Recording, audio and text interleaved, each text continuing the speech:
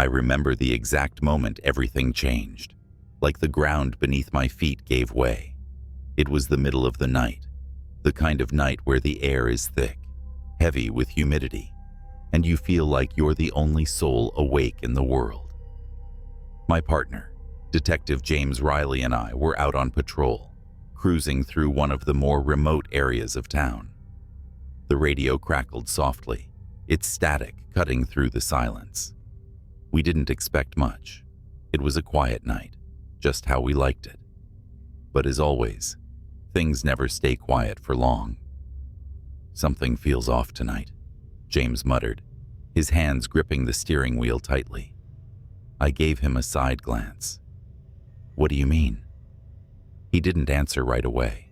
Instead, his eyes scanned the dark stretch of road ahead. There were no streetlights, no houses, just trees. The kind of place where, if something went wrong, nobody would hear you scream. "Just a feeling. I don't know. It's probably nothing." But his voice trailed off, and that's when it hit me. I couldn't shake the feeling either.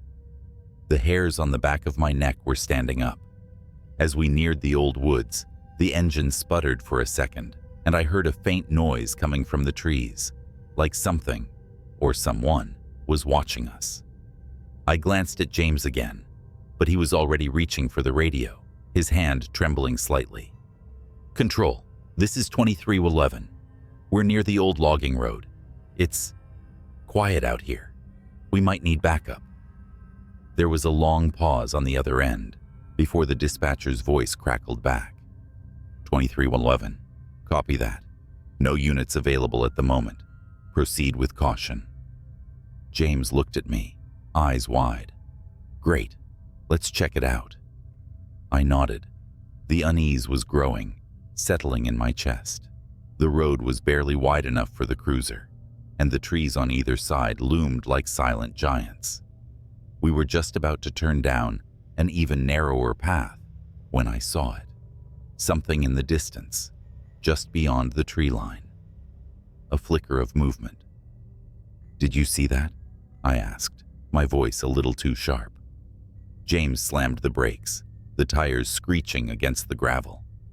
He stared into the darkness, then turned to me, his face pale. "I don't know, man. It didn't look right." I didn't need to ask what he meant. Something wasn't right, and whatever it was moving in the woods. It wasn't an animal. It wasn't a person. It was something else entirely. We sat there in the car, the engine idling, listening to the sounds of the night. For a moment, it was eerily silent. Then, just as my heart started to calm down, I heard it, a faint whisper on the wind, as if someone was calling my name. "James," I whispered, trying to keep my voice steady. "Did you hear that?" His face went even paler, if that was even possible. "Yeah, I heard it. It's not coming from the radio. It's out there." I turned toward the woods, my eyes scanning the tree line. The shadows were thick and deep, hiding whatever was moving in there. The whisper came again, this time louder, clearer. It was unmistakable. "Help me." I felt my chest tighten, a cold sweat forming on the back of my neck. It sounded like a woman, desperate, like she was calling for help. But there was something off about it. It wasn't right. James and I exchanged a look before he grabbed the flashlight from the glove compartment. He flicked it on and shone it toward the trees, but the beam barely penetrated the darkness. "What the hell?" I muttered, staring at the spot where the sound came from. The trees swayed lightly in the wind, but there was no sign of anyone, no movement at all. "Stay here," James ordered, his hand already reaching for the door handle. "I'm going to check it out. Stay in the car. Keep the door locked. I'll radio in if I need you." I wanted to protest. I wanted to grab him and tell him it was a bad idea, that something wasn't right. But I couldn't find the words. I just nodded, my hands gripping the seat, my heart racing. He stepped out of the car, the beam of his flashlight cutting through the dark. I watched him for a few moments, the beam growing smaller and smaller until it disappeared into the trees. Minutes passed, then more minutes. No sound, no movement. I glanced at the dashboard clock. 10 minutes had gone by. My anxiety was through the roof, my gut screaming at me to leave, to get out of there. But I couldn't, not without him. Then, through the static of the radio, I heard a voice. It wasn't James's. It wasn't anyone I recognized. "Officer, help. They're coming." It was the same voice I had heard earlier, but now it was distorted, broken, like something was trying to twist it into something else. I couldn't sit still anymore. I grabbed my flashlight and opened the door, my heart pounding in my chest. I had to find him. As I moved toward the trees, I called out, "James?" The forest was silent, but then I heard something, a crack of a twig behind me. I spun around, flashlight in hand, my breath caught in my throat. There, standing at the edge of the road, was James. But something was horribly wrong. His face was slack, his eyes wide, but they weren't looking at me. They were looking beyond me, into the darkness of the woods. His mouth opened, but no sound came out. Before I could react, he lurched forward, his body jerking unnaturally. It was like watching someone in the middle of a seizure, but his movements were wrong, too fast, too stiff. My heart raced as I backed up slowly. "James? What the hell?" Then, with one last jerk, his body fell to the ground, landing with a sickening thud.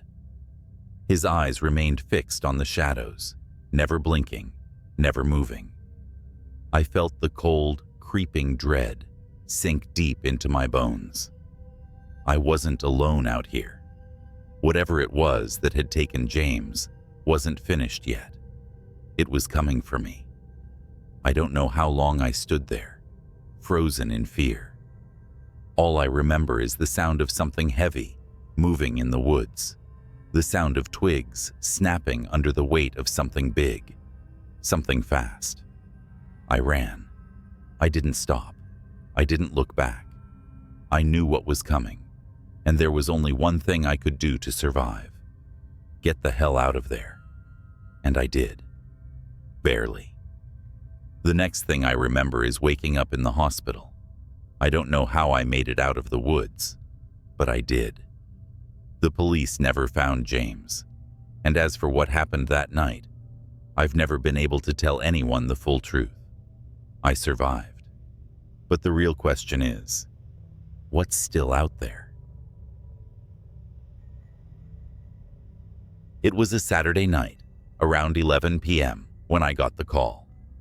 I was working a late shift as a patrol officer, cruising down a long stretch of highway just outside the small town of Red Springs. Nothing ever really happened here. It was quiet, peaceful, like most small towns in America. But that night felt different from the moment my radio crackled to life. Unit 22, respond to a 10 to 57 at the old campsite on Route 4. Possible disturbance. 10 to 57. Suspected illegal activity. My heart rate quickened, not because I was scared, but because nothing happened out here. Not unless it was bad. Real bad. I flicked on the siren, hoping the adrenaline rush would keep me sharp. Route 4 was notorious for its isolation, the kind of place where people went to disappear, or worse, where things disappeared to. I wasn't exactly sure what I was heading into, but the hairs on the back of my neck were already standing up. As I pulled up to the old campsite, I noticed something right away that didn't sit right. The place was too quiet. The air smelled off, like wet earth and something unnatural. The trees cast long shadows in the headlights, and the wind wasn't making a sound. It was the kind of eerie silence you only find when something's about to happen. Or something already has. I parked the squad car at the edge of the clearing and grabbed my flashlight. The beam cut through the darkness, scanning the area for any sign of movement. The campsite itself was abandoned. A few smoldering embers in the fire pit, but no signs of life. I checked the perimeter and immediately found something strange. Fresh tire tracks in the dirt, heading towards the thick woods. Someone had been here recently, but there was no sign of them now. Unit 22, this is dispatch. You copy? I snapped back to the radio. Yeah, dispatch. I'm at the site, no sign of disturbance, just some tire tracks. Roger that, Unit 22. Keep your eyes peeled. We've had a few reports of strange activity in that area lately. Could be nothing, but stay safe. I wasn't sure what that meant. Strange activity? It didn't sit well with me. Still, I knew I had to follow up. I wasn't about to leave without making sure everything was clear. I grabbed my baton and headed into the woods, following the tire tracks. Every step felt heavier than the last, the air growing colder, more oppressive. I was halfway into the trees when the silence was shattered by a sharp crack, like a twig snapping. I froze. Hello? I called, my voice shaky, but trying to sound confident. Nothing, just the wind, or what I thought was the wind. Then I heard it again, a rustling sound, followed by a low grunt. It didn't sound human. I moved closer, my instincts telling me to pull back. But curiosity kept my feet glued to the ground. As I crept deeper into the woods, I could feel the hairs on my neck stand at attention. Something wasn't right here, something that went beyond just a simple disturbance call. I was about to turn back when I saw it, a figure standing just beyond my flashlight's reach, tall, broad, and oddly still. "Who's there?" I shouted, adrenaline surging through me. "Show yourself!" The figure didn't move, didn't say a word. Then, the flashlight flickered out. In the pitch-black dark, my heart hammered in my chest. This wasn't just an ordinary call. Something was lurking out here, and I was about to find out just how deep the terror went. I clicked the flashlight back on, hands trembling, praying it wasn't malfunctioning. When the beam cut through the night again, the figure was gone. Just like that. No trace of movement, no sound, as if it had never been there. My breath was coming in short, rapid bursts. I could feel the cold sweat soaking through my uniform, my instincts screaming at me to turn back. But I couldn't. Not yet. Not with those tire tracks leading deeper into the woods, and that figure. It was as though it was waiting for me to get closer. I gripped my flashlight tighter and moved cautiously forward, the beams slicing through the shadows like a knife. Each step felt heavier than the last, the air growing colder by the second. The deeper I went, the more unsettling the silence became. No animals, no birds, nothing. Then, out of nowhere, the sound of footsteps behind me. I spun around, my heart racing. "Who's there?" I yelled, my voice cracking. But again, there was nothing. No rustling leaves, no branches breaking.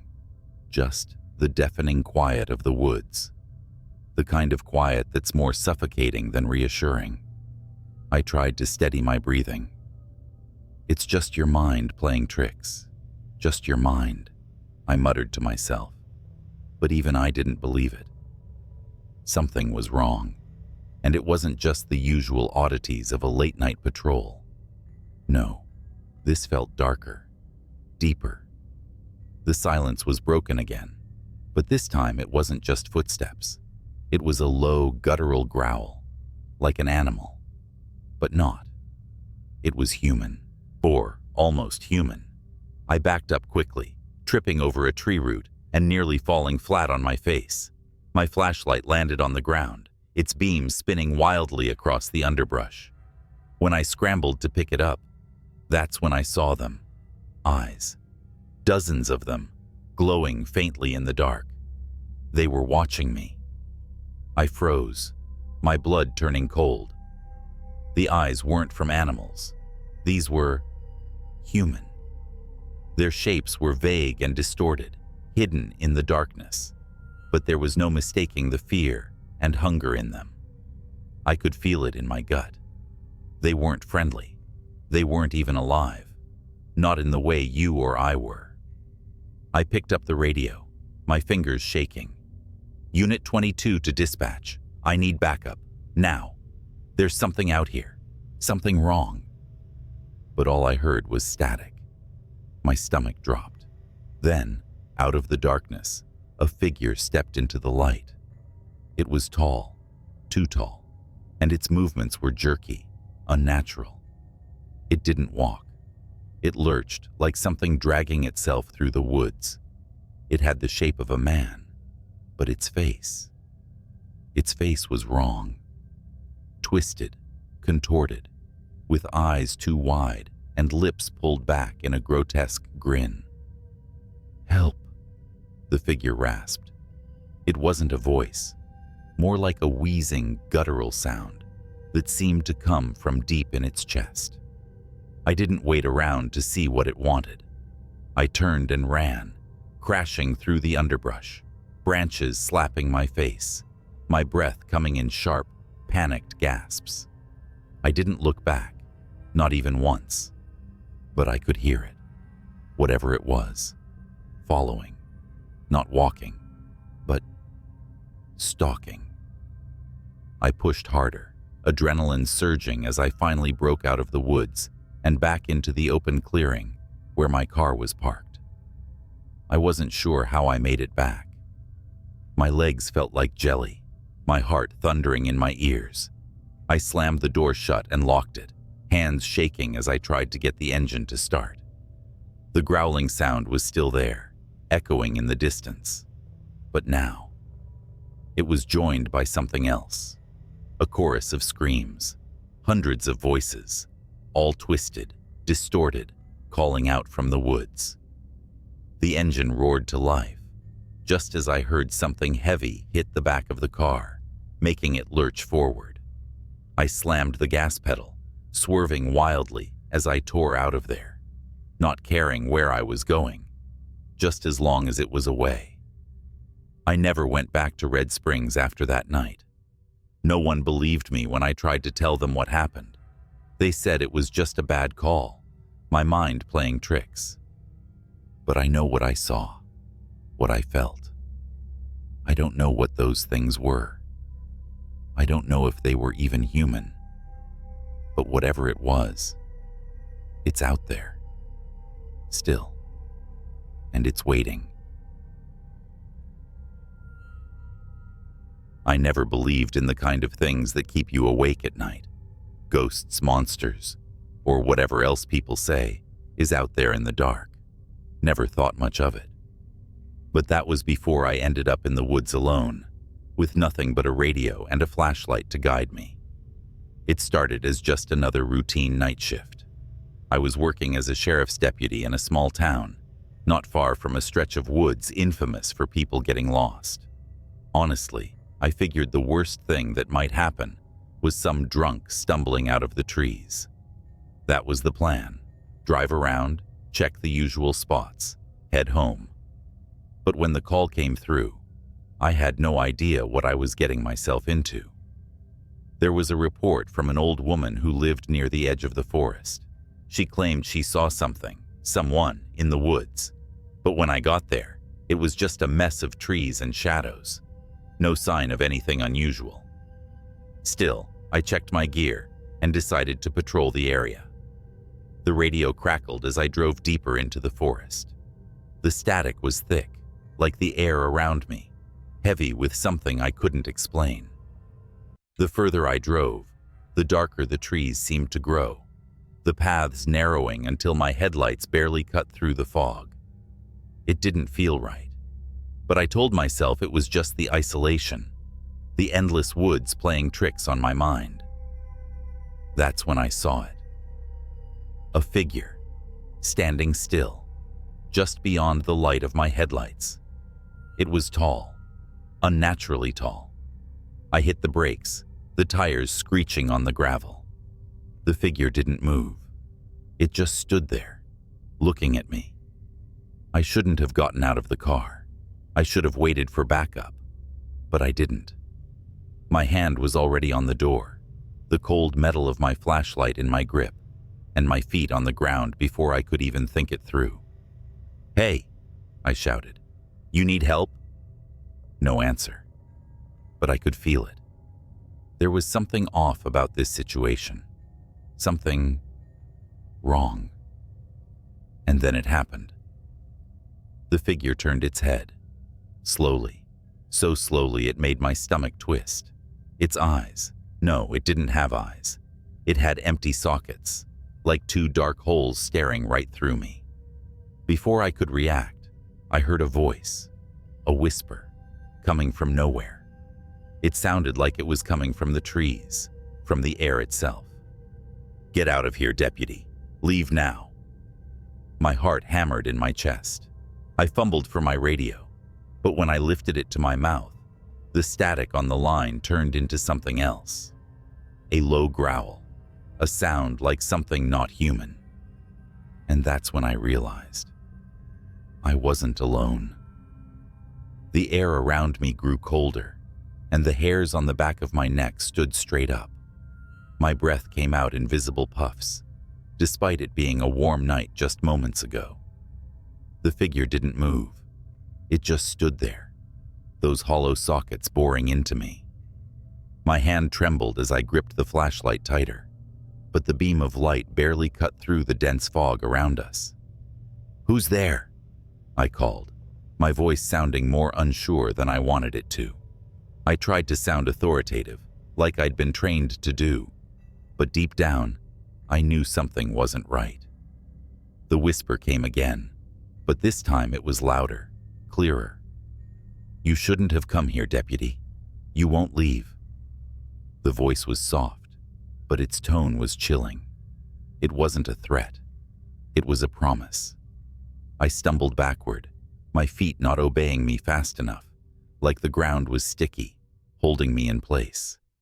Then I heard the rustling, branches snapping, footsteps behind me, not on the road, but in the woods. I spun around, the flashlight beam cutting through the trees. Nothing. I cursed under my breath and reached for my radio again. "This is Deputy Harris. I need backup now." The words came out strained, almost like I was forcing them through thick mud. The static returned, louder this time. But it wasn't just static. The radio crackled, then distorted into something unrecognizable. A low, guttural growl mixed with something else, something that sounded like laughter. I backed away toward my car, my eyes never leaving the darkened trees, but I couldn't shake the feeling that something was moving, just out of sight. "Get in the car, Harris," I muttered to myself, trying to steady my breath. I turned, but just as I was about to reach for the door handle, the flashlight flickered and went out. Total darkness. I yanked the door open, heart pounding, and jumped into the driver's seat, slamming the door behind me. I fumbled with the keys, my hands shaking so badly I could barely get them in. Then, a bang, a heavy thud, on the hood of the car. I froze, staring through the windshield, but nothing moved. A voice spoke again, this time clear as day, right outside the window. "Leave now, or you'll be next." I slammed the car into reverse, spinning the wheel wildly, not caring if I hit anything. It started on a call like any other, a dispatch about a disturbance on Lincoln Avenue, a rundown stretch of road I've driven 1,000 times. Routine, I thought. But nothing about that night would be routine. I'm an officer, and my job is to answer calls, no matter how bizarre they might sound. The caller reported screams, frantic footsteps, and what they described as shadows chasing shadows. Dispatch didn't think it sounded credible, but they sent me anyway. Pulling onto Lincoln Avenue at 3 a.m., I slowed to a crawl. The street was empty, the kind of silence that presses on your ears until you swear you're hearing whispers. My patrol car's headlights cut through the night, bouncing off the cracked windows of old shops and boarded-up buildings. Then I saw her, a woman sprinting down the middle of the street. She was barefoot, wearing a torn dress, her face twisted in sheer terror. I rolled down my window to call out to her, but before I could, she stopped dead in her tracks, her neck snapping around like she'd heard something I couldn't. She screamed, and that's when I saw it. Something moving behind her. But there was nothing there. Not at first. I jumped out of the car, flashlight in hand, and yelled for her to stop. She ran toward me, sobbing, begging for help. Her words were a jumbled mess, but I caught bits and pieces. It's coming. Invisible. It touched me. Suddenly, she was lifted off the ground. No hands, no wires, nothing. Just her body, rising like a marionette. Her feet dangled in the air as her screams turned to choking gasps. My instinct was to run to her, but my feet wouldn't move. It was like the air around me had turned solid. I could only watch as her body twisted unnaturally, her arms and legs contorting in directions they shouldn't go. Then, her head snapped. She fell to the pavement in a heap, lifeless. The silence returned, thick and heavy. My radio crackled with static, but no voices came through. I approached her cautiously, flashlight shaking in my grip. Her wide, glassy eyes stared up at me, mouth frozen, mid-scream. There were bruises around her neck, bruises that didn't look like they came from human hands. I called for backup, but deep down, I knew no one would believe what I just saw. As I waited, something caught my eye, a shimmer in the air, like heat waves rising off asphalt. It hovered where the woman had been lifted. My heart pounded as I reached for my gun.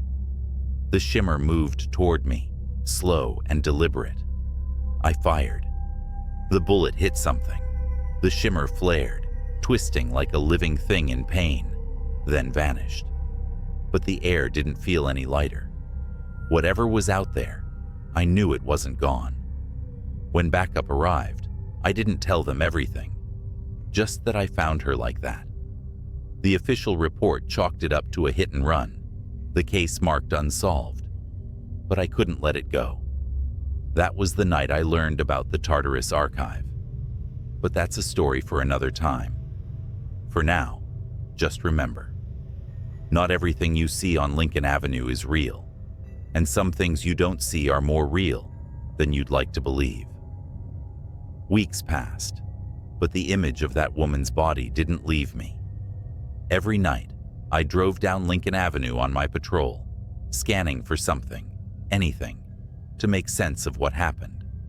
But the street stayed empty, a scar on the city's map. I became obsessed. I started digging through old police files, hoping for patterns. Reports of disappearances on Lincoln Avenue dated back decades. Most were written off as runaways, accidents, or unexplainable events buried under paperwork. But some officers, those who worked late shifts on the avenue, had left chilling notes in the margins of reports. Felt watched, couldn't see anything, but it was there. I tried to share my concerns with my partner, but he brushed it off. "Don't go looking for ghosts," he said. But I couldn't stop. One night, my obsession nearly killed me. I was parked on the avenue, engine off, windows cracked. It was quiet, too quiet. Then, a sound, a faint hum, like static, but coming from nowhere. My skin prickled. I stepped out of the car, flashlight in hand, and looked around. That's when I saw the shimmer again. It was closer this time, less subtle. The air seemed to bend around it, distorting the empty street like a funhouse mirror. My gut screamed at me to get back in the car, but something about it was magnetic. Against all reason, I stepped closer. The shimmer moved. It was fast, darting down the street like a predator circling its prey. My flashlight flickered, then died. My gun felt useless in my holster. And then, I heard the whisper.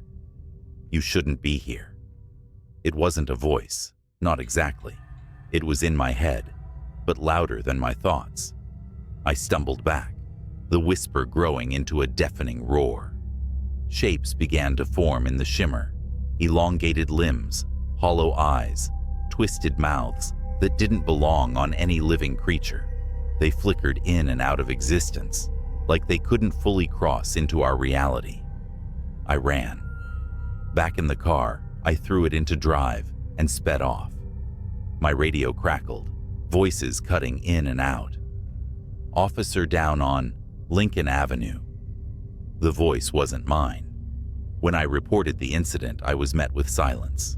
My captain gave me a long, hard look, then dismissed me for the night.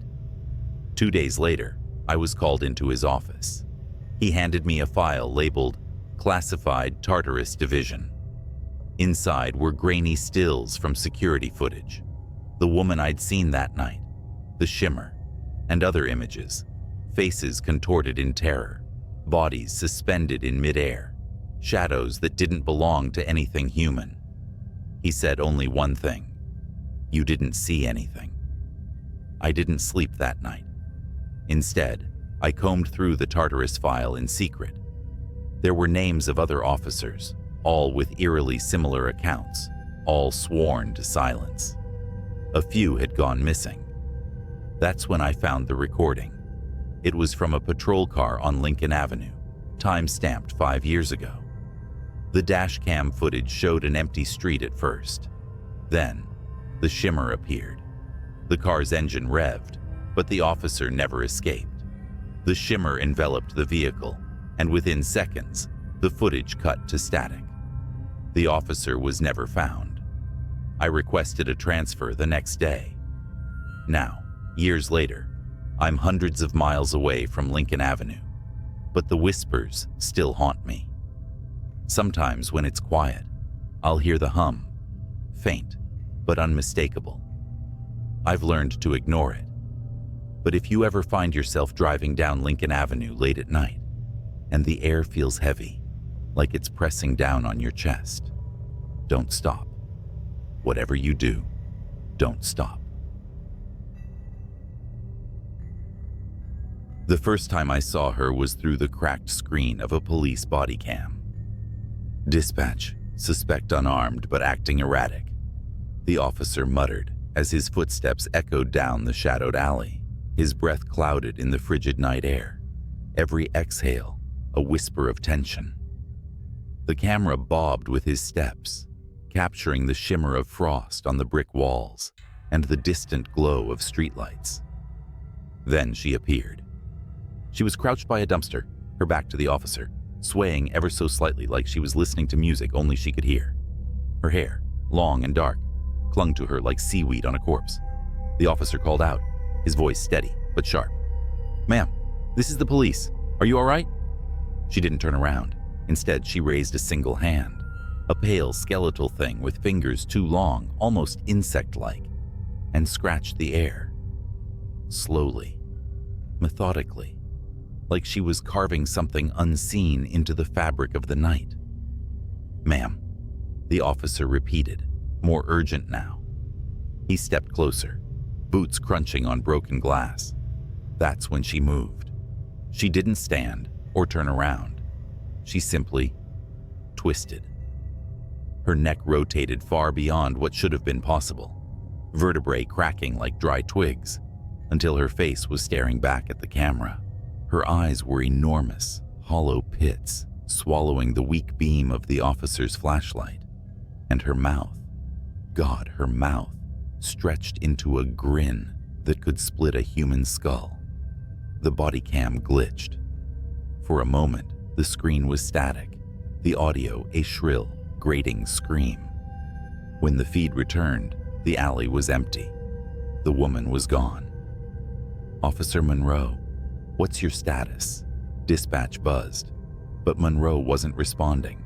His body cam showed nothing but the open alley now, the flashlight beam trembling as it panned across damp brick walls.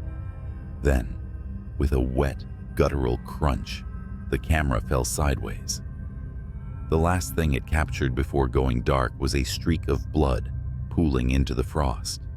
I shouldn't have seen that footage, but I did. And now she's found me. For 3 days after seeing that footage, I couldn't sleep. Every creak of my apartment, every shadow caught in the corner of my eye felt alive, as if it carried the echo of her grin. Monroe's body was never found.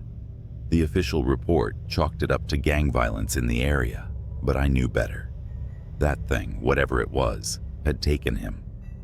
I work in law enforcement too, just not on the front lines. My job was to review body cam footage for ongoing investigations, compiling evidence for court cases. After Monroe's footage, I told myself I'd misinterpreted what I saw. Maybe it was a trick of the light, a camera malfunction, or exhaustion playing tricks on my mind. But the night after I filed the footage, I got a message in my inbox. Unreviewed Incident 1127 code, redacted. It was flagged for immediate review, a case assigned to me, and only me. At first, I thought it was a mistake. No one spoke to me about it. No directives came through, just the video file. I shouldn't have clicked on it, but I did. This wasn't from Monroe's district. The footage came from across the city, 3 nights after his disappearance. It showed 2 officers responding to a break-in at a derelict industrial warehouse. Their body cams revealed the scene: rusted machines coated in dust, walls lined with graffiti, and corridors that seemed to stretch forever into the dark. "Anyone here? Show yourself," one officer barked, his flashlight slicing through the shadows. His partner covered his 6, their footsteps echoing through the cavernous space. And then they heard it. Laughter. It was faint at first, barely audible. A child's giggle. But as they moved deeper, it grew louder, distorted, the pitch warping until it sounded less like laughter and more like the twisted cries of something mocking human joy. "Cut the crap," the second officer shouted. "This is your last warning." The laughter stopped. The silence that followed was heavier than the darkness around them. That's when the flashlight beams caught movement. Something darted between the rusted machines, too fast to track. The officers shouted, raising their weapons, but it was no use. The thing emerged, not running, but crawling, limbs too long, joints bending the wrong way. It skittered toward them with impossible speed, its hollow eyes reflecting the light like mirrors. One officer fired. The gunshots echoed, deafening in the emptiness. The creature stopped, crouched on all 4s, and cocked its head. It didn't bleed. It didn't fall. It simply stared, grinning that same skull-splitting grin. Then it lunged. The camera feed erupted into chaos. Flashes of limbs, screams, static. The footage ended abruptly. I shut my laptop, heart pounding. My apartment felt suffocatingly quiet. Too quiet. And then I heard it. A faint scratching noise. At first I thought it was coming from the walls, maybe rats or the old pipes.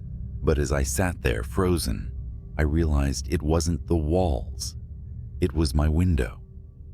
I turned slowly. The blinds were drawn, but I could see the silhouette behind them. Something tall, with fingers too long, was tracing patterns in the glass.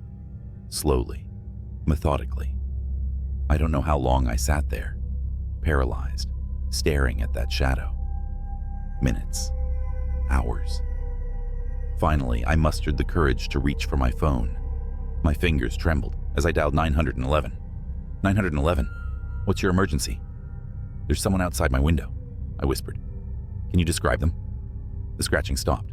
The blinds fluttered, as if touched by a faint breeze. Then slowly, they began to part. "No," I stammered. No. Sir, are you there? Sir?" It was her. That face. That impossible grin. Her hollow eyes bore into mine as she pressed her palms flat against the glass, her nails scraping in a slow, deliberate rhythm. She leaned closer, her grin widening, until the corners of her mouth began to tear. I dropped the phone. I don't remember what happened next. One moment I was in my living room. The next I was sprinting down the fire escape, barefoot and half-dressed, into the freezing night. I didn't stop until I reached the nearest precinct, pounding on the doors like a lunatic. When they finally let me in, I tried to explain what I'd seen, but no one believed me. The footage from Monroe's body cam, gone. The unreviewed file, deleted from the system. They pulled up my personnel file and flagged me for mental health evaluation. I quit the next day. Now I'm writing this from a motel on the edge of town, lights blazing, a chair propped against the door. I don't think it'll matter. Wherever I go, she'll find me. If you're reading this and you work with police footage, take my advice. Don't click on anything marked redacted. And if you ever hear laughter in the dark, run. Don't look back, because no matter how fast you run, she'll be faster. It was just past midnight when my phone buzzed. The caller ID flashed restricted, but something about the timing felt off. I was home alone, sprawled on the couch with a half-empty beer and some late-night TV reruns. The sound of the phone ringing in the quiet room was like a scream. I hesitated but answered anyway. "Hello?" A voice, frantic and low, whispered, "Are you home? Lock your doors. Now." I froze, every muscle in my body tightening. "Who is this?" The line clicked dead. Normally I'd brush it off as a prank call or some weirdo, but the tone, that panicked edge, stuck with me. I stood up, every creak of the floor making me flinch, and went to the front door.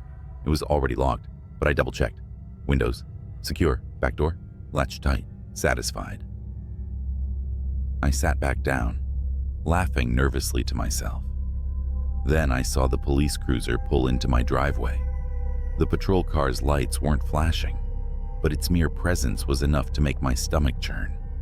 A tall officer stepped out, his silhouette sharp against the dim porch light. He knocked twice, and I debated for half a second whether to open it. "Mister?" His voice carried through the door. I answered cautiously, opening it just enough to meet his eyes. "Yeah? Something wrong?" "We received a report of suspicious activity in the area," he said. His voice was calm, almost rehearsed, but something in his eyes. It wasn't just concern. It was fear. "Have you seen or heard anything unusual tonight?"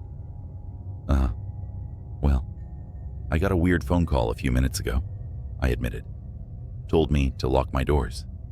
The officer nodded, his hand resting lightly on his holstered gun. "May I come in?"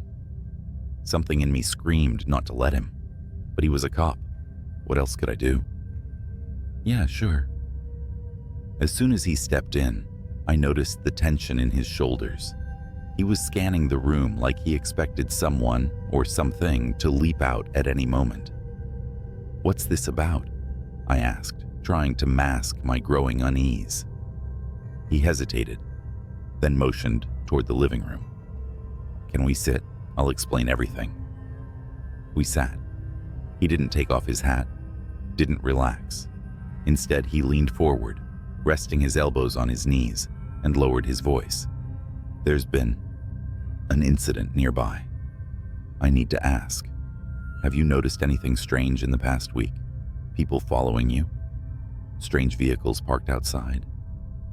My heart skipped a beat. "No, nothing like that. What kind of incident are we talking about?"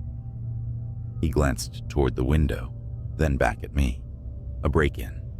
But it's more complicated than that.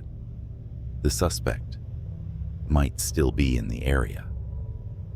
I felt the weight of his words settle like a lead blanket. Before I could press for details, the police radio clipped to his shoulder crackled to life. Unit 47, report. Suspect confirmed near Elm and 3rd. Proceed with caution. All units advised. The officer shot up, his hand immediately gripping his gun. Stay here, he ordered. Lock the door behind me. Don't answer for anyone but the police. And just like that, he was gone, the red and blue glow of his cruiser fading down the street. I locked the door as he instructed, but the silence that followed was unbearable. That's when I noticed something. The basement door, it was slightly ajar. I stared at the basement door, my pulse roaring in my ears. I was sure I had closed it earlier. Positive. Every nerve in my body screamed for me to call the officer back, but my phone sat uselessly on the coffee table. I wasn't even sure I could move. Then came the sound. A soft, deliberate creak, like someone shifting their weight on the wooden basement steps. I backed away instinctively, eyes locked on the gap, where the door hung slightly open. The living room suddenly felt suffocating. Every shadow stretched longer, every sound amplified. I grabbed the nearest thing resembling a weapon, a heavy floor lamp, and inched closer to the door. Hello? My voice barely broke a whisper. Idiotic. As if I wanted a reply. The silence was deafening. Then came a slow, scraping noise, like metal dragging against the wall. My heart felt like it was trying to escape my chest. Look, I stammered. I don't know who's down there, but the cops are already here. They're coming back any second. Nothing. And then, almost imperceptibly, I saw it. A flash of movement low to the ground, at the edge of the basement's shadows. I stepped back, holding the lamp like a bat, and shouted, I'm armed. Come out now. The basement door slammed shut. Hard. I stumbled backward, my breath coming in shallow gasps. I didn't have time to think. My brain screamed run, but my legs wouldn't cooperate. Then the floor lamp's light flickered and died, plunging the room into a thick, oppressive darkness. And that's when the doorknob started to turn. The logical part of my brain was gone, overtaken by pure primal fear. I bolted for the kitchen, skidding on the tile as I grabbed the biggest knife I could find. The house was silent again. But I knew I wasn't alone. I tried to force my trembling fingers to dial 911, but the phone buzzed with a new notification. A single text message. Get out. The number was restricted. As if on cue, the basement door creaked open. Heavy, deliberate footsteps echoed on the stairs. I pressed myself against the far wall of the kitchen, knife in hand, when I saw him step into view. It wasn't the cop. The man was tall and wiry, his face obscured by some kind of crude mask, a burlap sack with slits for eyes. He held a crowbar in one hand, tapping it rhythmically against the wall as he stepped into the living room. You're making this harder than it needs to be, he rasped, his voice low and gravelly. Come out now, and I'll make it quick. I froze, barely breathing, as he scanned the room. His head tilted, and he sniffed the air like a predator. Then he turned, heading for the hallway that led to the kitchen. I wasn't going to wait for him to find me. As soon as his back was turned, I bolted. I sprinted through the side door into the yard, knife still clutched in my hand. The cold air hit me like a slap, but I didn't stop. I ran toward the street, praying the officer's cruiser would still be close. Instead, I saw two figures standing in the shadows near the curb. Help! I screamed, desperate, running toward them. They stepped into the light. It was the officer. But standing next to him was another man, wearing a matching police uniform. Same height, same build, same badge. My brain struggled to process it, and before I could stop myself, I blurted, "What?" The officer I'd let into my house earlier raised his gun. On the ground, now. I didn't move. Couldn't. The other officer, the real one, looked just as confused as I felt. He put a hand on his holster, his expression sharp. "What's going on here?" The man with the gun didn't answer. His eyes darted toward the house, and for a fraction of a second, I saw it. The tiniest shift in his demeanor. Panic. He wasn't a cop. "Drop the gun," the second officer barked, stepping forward. And then, chaos. The fake cop turned and bolted, disappearing into the dark. The real officer chased him, shouting into his radio for backup. I stood there trembling, clutching my knife, trying to make sense of what had just happened. Behind me, from the open basement door, came a low, guttural laugh. I didn't wait. I ran. The real police arrived minutes later. They searched the house, the basement, the yard, but whoever or whatever had been there was gone. No fingerprints, no sign of forced entry, nothing. The officer who'd chased the imposter returned, his face pale. He told me the man had vanished into the woods, leaving behind a discarded mask and the empty shell of a police cruiser. "That guy in your house?" the officer said, his voice grave. "He's been posing as law enforcement for months, breaking in, stalking people. You're lucky to be alive." Lucky. That word stuck with me. I moved out of that house the next day, left the city altogether, but every night I still wake up in a cold sweat, hearing the creak of the basement stairs, and sometimes, when my phone buzzes in the dark, I still see those words, "Get out." I didn't believe the warnings at first. I mean, who listens to whispers about a desolate highway anyway? But this wasn't just any road. It was Ridgeway Stretch, a winding path through the middle of nowhere. My night shift had just ended, and my brain was buzzing too much for a straight route home. Something about the idea of open roads under a pitch-black sky seemed soothing. I should have stayed on the main road. It started harmless enough. The hum of my car, the faint rhythm of late-night radio, and the vast emptiness stretching ahead. But something felt off. The moon, which had been full and bright, vanished behind clouds, plunging the world into a darkness so thick my headlights barely made a dent. Then I saw it. A figure on the side of the road, just standing there. I slowed down, debating whether to stop. They didn't wave, didn't move, just stood still like they were carved out of the darkness itself. Something about the way they leaned slightly forward felt wrong, like gravity was holding them in place unnaturally.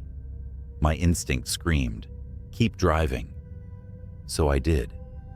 But as my car rolled past, the headlights flickered, and I swear I saw the figure twist its head to watch me. Only there were no eyes, just hollow pits. My chest tightened, and I floored the gas pedal. The car roared forward, the speedometer climbing past 70, but I couldn't shake the feeling that something was following me. The road felt endless, curving in ways it hadn't before, twisting like a serpent. My GPS blinked out, replacing my destination with static. That's when the radio crackled to life. A voice, low and distorted, seeped through the speakers. "You shouldn't have ignored me." I nearly swerved off the road as the voice hissed through the car's speakers. My heart pounded so hard, it felt like it was rattling my ribs. The radio wasn't even turned on. I'd switched it off minutes ago, fed up with static. But here it was, alive and taunting me. I tried to laugh it off, convincing myself it was just my mind playing tricks. Long shift, dark road, adrenaline. Classic ingredients for a good scare. That's all it was. At least, That's what I told myself until my headlights caught movement up ahead. Something darted across the road, low and fast, like an animal. I slammed the brakes hard, skidding to a stop. The silence afterward was deafening. My car idled in the middle of the stretch, headlights illuminating nothing but empty asphalt and the distant shimmer of mist. Then came the sound, a soft, rhythmic tapping. It wasn't coming from outside, it was coming from above. I froze, staring at the roof of the car. The tapping grew louder, sharper, like nails scratching at metal. My breath hitched as I glanced at the rearview mirror. The interior was pitch black, but for a moment, I thought I saw movement behind me, a subtle shift of a shadow that shouldn't have been there. Gripping the wheel tighter, I slammed the car into gear and sped off. The tapping stopped instantly, but the relief didn't last. My phone buzzed on the passenger seat. It was a text from a number I didn't recognize. Look in the mirror. I didn't want to. God help me, I didn't want to.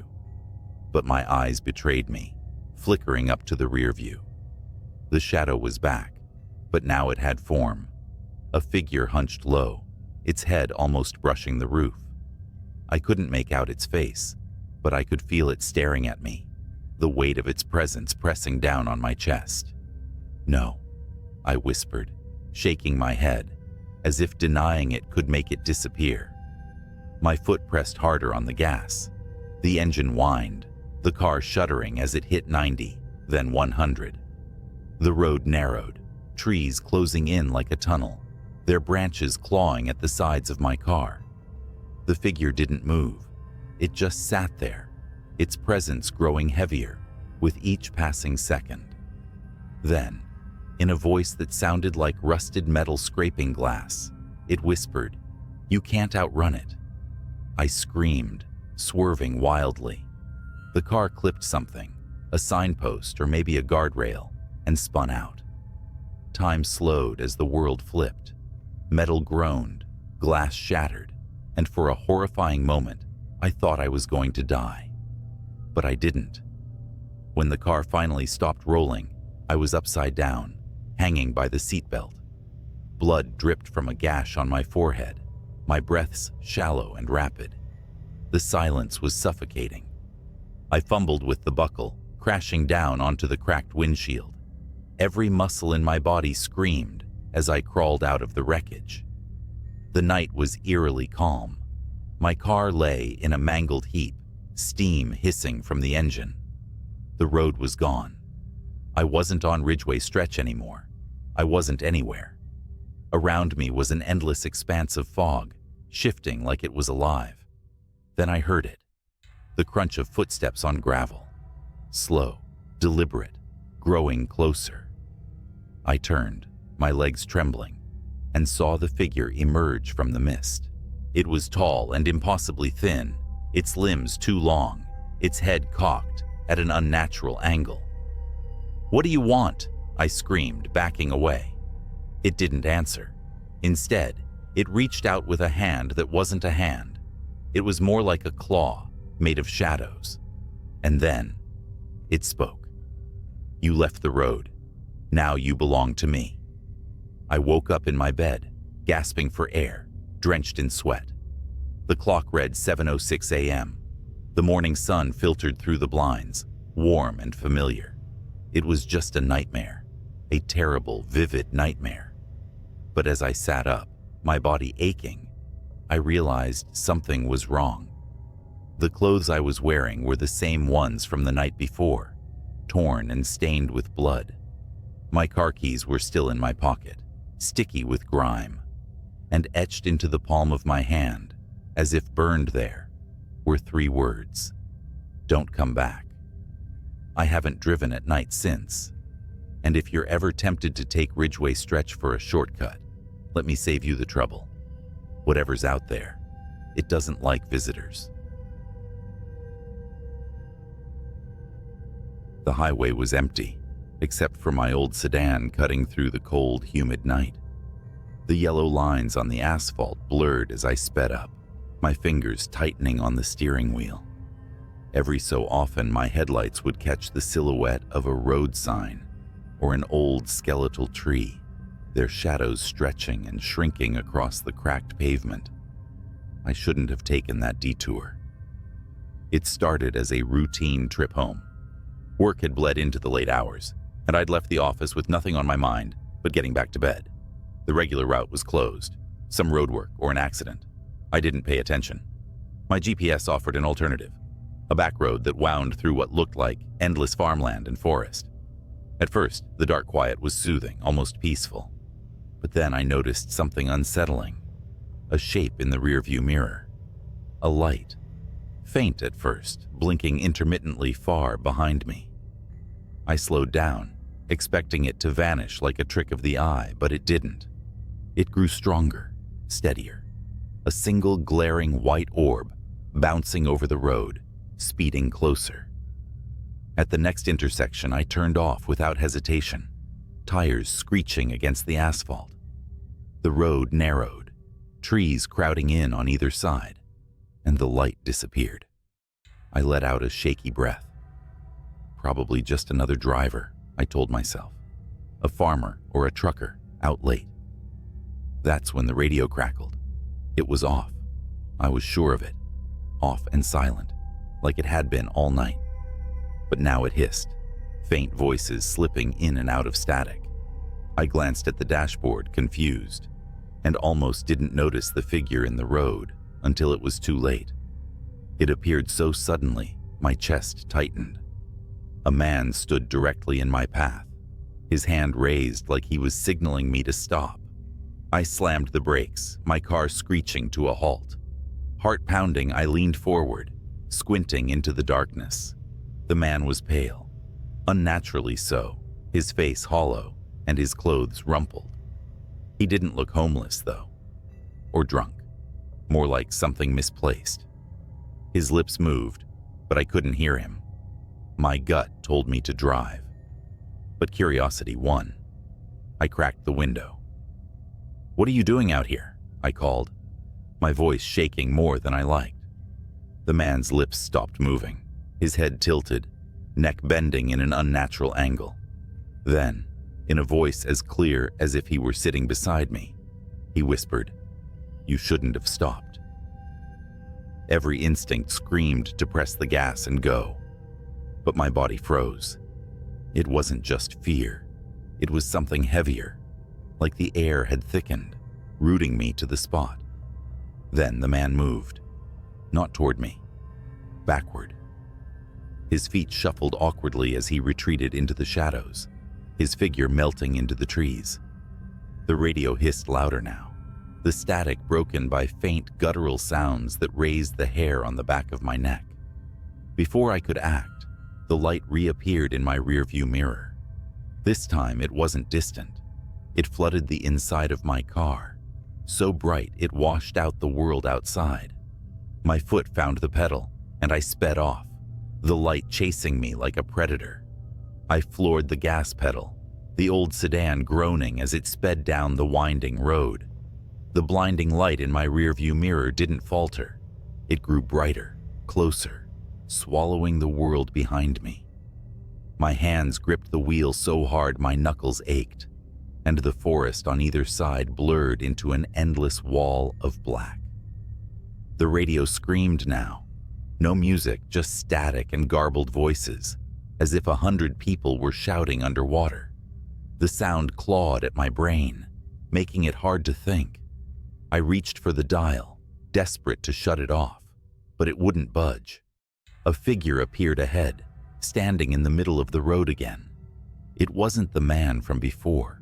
It was taller, thinner, its limbs unnaturally long.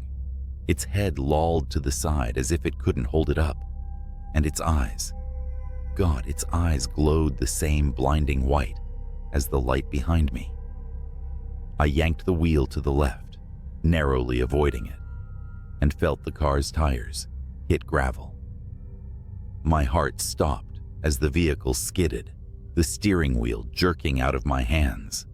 I was certain I'd crash into a tree.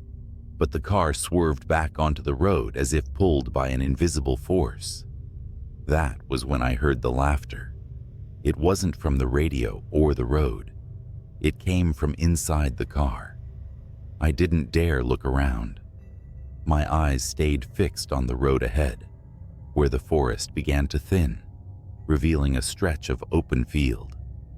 The laughter grew louder, more distorted, echoing in my ears. I couldn't tell if it was mocking or joyous, but it chilled me to my core.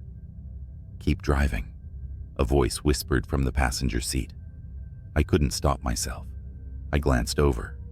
The passenger seat was empty, but for a brief moment, the shadows seemed to shift, forming a faint outline of a figure hunched over, watching me. Its face was obscured, but its presence pressed on me like a physical weight. The light in the rearview mirror was gone now, but I didn't dare slow down. My car roared across the field, the tires thumping over uneven ground. The open space should have felt like relief, but the darkness here was heavier, more oppressive. It swallowed the stars and the moon, leaving only my dim headlights cutting through the void. Then my engine sputtered. "No, no, no," I muttered, slamming my foot on the pedal. The car jerked forward but lost speed, its protests growing louder with each passing second. Finally, it rolled to a stop, the engine clicking as it died. The headlights flickered, then went out, leaving me in absolute darkness. For a long moment, there was silence, and then I heard it. Footsteps. Slow, deliberate, crunching over the dirt behind me. My breath hitched, my entire body trembling. I fumbled for my phone, desperate to turn on its flashlight, but it slipped from my hands and fell somewhere under the seat. The footsteps stopped. A faint glow appeared in the distance, the same orb of light I'd seen earlier. It hovered, pulsating like a heartbeat, and slowly began to move toward me. I scrambled out of the car, my legs weak, my body screaming to run, but unable to obey. The orb floated closer, illuminating the field in its eerie, shifting glow. And then I saw them. Figures stood all around me, their outlines faint and flickering, like static on an old TV. They were just outside the orb's reach, encircling me. Their faces were blank, no features, no eyes, just smooth, pale surfaces that tilted toward me as if watching. The orb stopped a few feet away, hovering in the air. I stared at it, mesmerized, as it began to change. Its light dimmed, revealing a swirling, gas-like surface that twisted and turned. The figures stepped closer, their movements jerky, unnatural. I forced myself to move, stumbling backward. My hand brushed against something cold and metal. The car's door. Without thinking, I climbed back inside and locked the doors, as if that could protect me. The orb didn't follow. Instead, it began to stretch and shift, forming a long, thin shape that resembled an arm. The limb extended toward the car, its fingers tapping gently on the windshield. Tap, tap, tap. The radio crackled to life again, this time with a single clear voice. "Run." The orb exploded in a blinding flash of light, and I screamed, shielding my eyes. When I dared to look again, the figures were gone. The field was empty, silent, except for the faint hum of my engine sputtering back to life. I didn't question it. I slammed the car into gear and sped off, not caring where the road led, as long as it was away.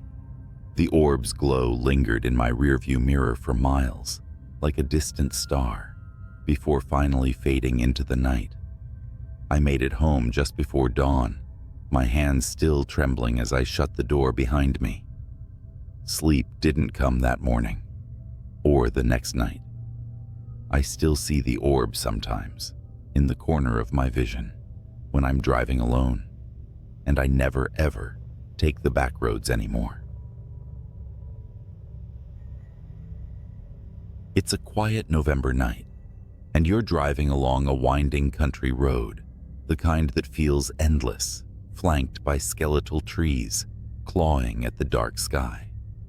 The kind of night where even the stars seem to shy away, leaving you under a dome of oppressive blackness. Your high beams carve a narrow path ahead, illuminating only the cold asphalt and the occasional reflector post. You weren't supposed to take this road, but the GPS rerouted you due to an accident on the interstate, and now you're here, on this godforsaken road, miles from anywhere. And then you see it, a figure. It's standing at the edge of the road, barely illuminated by your headlights. Instinctively, your foot eases off the accelerator. They're not waving you down, not signaling for help. They're just standing there, facing the road, facing you. Your brain tries to rationalize it. Maybe it's a stranded motorist, a jogger. But why here? Why now? The figure doesn't move. It's when you draw closer that the dread sets in. They're dressed in a coat far too light for the weather, their head hanging at an angle that makes your neck hurt just looking at it. You squint, heart hammering. Their face is obscured, shadowed, or maybe featureless. Your gut screams at you to keep driving. Just keep going. Don't stop. But something, some damnable magnetic pull, makes you slow down. You stop the car about 20 feet away. The figure doesn't react. It's as if they don't notice your car or don't care. You flick on your brights, flooding the road with light, and they're gone. No, not gone. Moved. You see them now, but they're off the road, deeper into the trees, standing just at the edge of the beam's reach, still as a statue watching. You don't know why, but you roll down the window just a crack. Maybe it's curiosity. Maybe it's that human instinct to do the worst possible thing in a dangerous situation. Your voice feels small in the yawning silence. Hey, you need help? No response. The figure doesn't move, but the trees behind them sway slightly in the wind, or at least you think it's the wind. It's hard to tell because you hear nothing. No rustle of leaves, no distant hum of crickets, just the engine's low growl and your own breathing, sharp and uneven. You start to second-guess yourself. Maybe you imagined them moving off the road. Maybe your tired brain is playing tricks. But then your headlights flicker. Not off, not entirely, but enough to make your stomach drop. The beams dim for a split second, and when they come back, the figure is closer. Much closer. They're at the edge of the ditch now, their face, or the void where their face should be, angled directly at you. Your chest tightens as you realize you can't make out any features. No eyes, no mouth. Just a smooth expanse of pale skin. And then you notice something else. Their hands. Long. Wrong. Like talons, hanging just a little too low, the fingers unnaturally thin and curling slightly, as if they're waiting to grasp something. Your survival instincts kick in. You slam the window shut and put the car in gear. You're not staying here.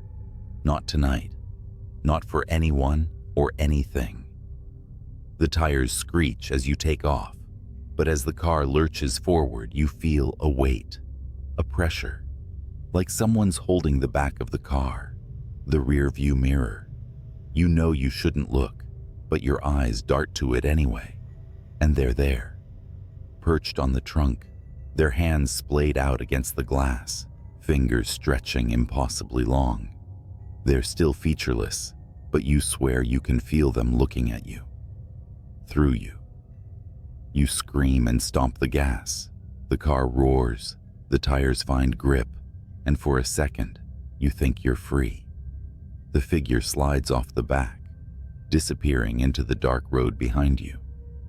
Relief washes over you in a cold wave, but then something taps the window. Once, twice, a rhythmic knock, deliberate and unhurried. It's coming from the passenger side. You whip your head around. The figure is sitting in the seat beside you, impossibly calm, hands resting on their knees like they've been there the whole time.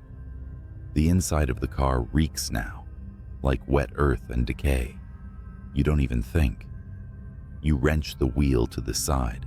The car fishtails, and you barely manage to keep it from rolling as it screeches to a halt in the middle of the road. You throw open the door and bolt into the woods, leaving the car behind. Branches slash at your arms and face as you run. You don't know where you're going, but anywhere is better than here. The figure doesn't chase you, at least not in the way you expect. You can't see them, but you feel them. Their presence is heavy, like the air is pressing down on you. Every shadow seems alive, every sound amplified. Finally, you burst into a clearing and collapse to your knees. The moonlight bathes the open space, giving you the first sense of security you've felt all night.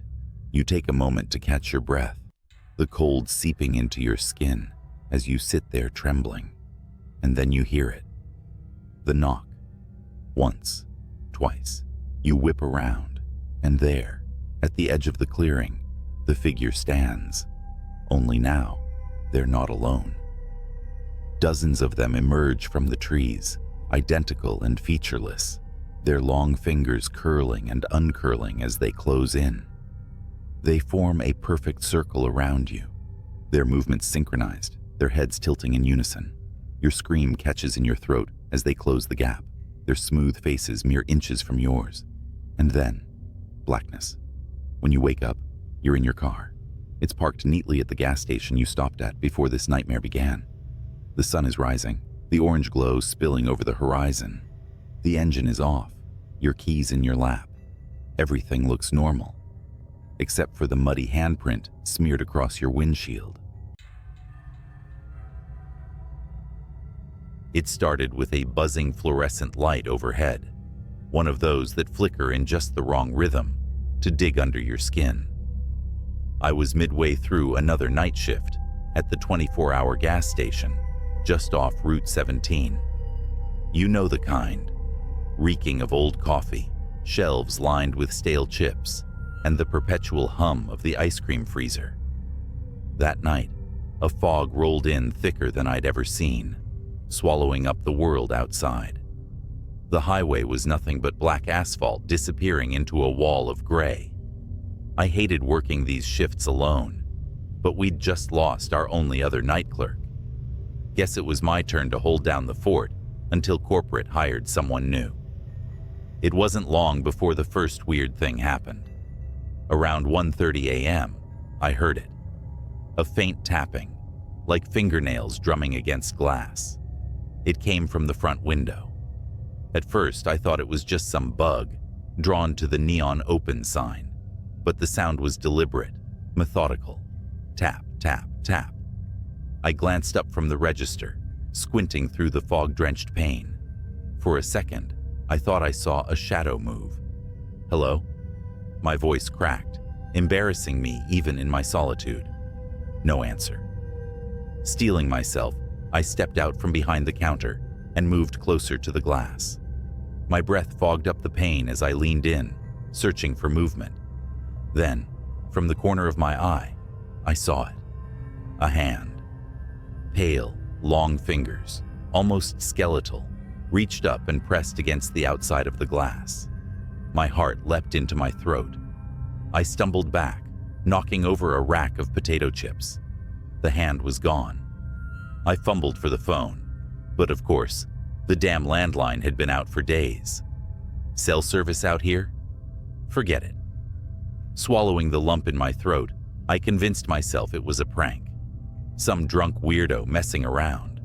But deep down, I knew better. I sat back behind the counter, trying to focus on restocking cigarettes and lottery tickets.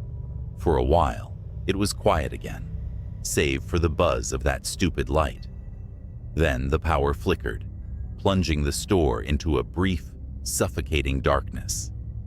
When the light snapped back on, something wasn't right. One of the aisles, the one with the cheap candy, had been knocked over. Candy bars scattered across the floor. No way had that been like that before. I grabbed the flashlight we kept under the counter and stepped into the aisle. My palms were slick with sweat. "Is someone here?" I called out. My voice echoed against the empty shelves. No answer. Then, the freezer door slammed shut behind me. I whipped around, flashlight trembling in my hand. The freezer doors gleamed under the flickering light, their surfaces coated with condensation. Slowly, I moved toward them, each step feeling heavier than the last. The air seemed colder than it should have been, like the chill from the freezers had leaked into the entire store. My breath puffed out in short, nervous clouds. And then I saw it. One of the glass doors had fogged over, and written in the condensation, in long, jagged letters, were the words, "Look behind you." I froze. Every hair on my body stood on end. My throat felt tight, like something invisible was wrapping around it. I didn't want to turn. Every cell in my body screamed, "Don't turn around." But I did. The flashlight beam swept over the empty aisles, shaking as I scanned for anything out of place. There was nothing, just shelves of junk food and energy drinks. The fogged-up window near the entrance. The door I swore I had locked earlier, now standing slightly ajar. A tendril of fog, curling in like a lazy, creeping snake. And then, movement.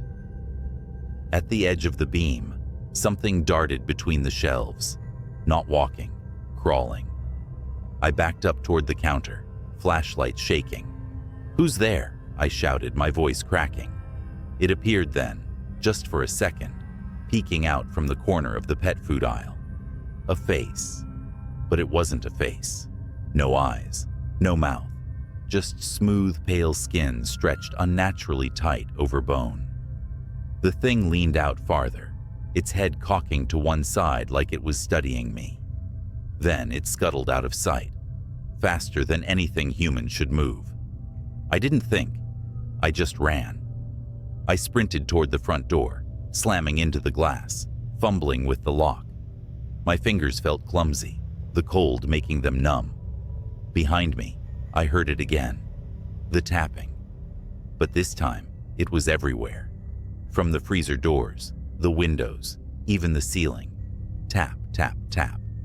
The door finally gave way, and I stumbled out into the fog. The cold air hit me like a slap, but I didn't stop running.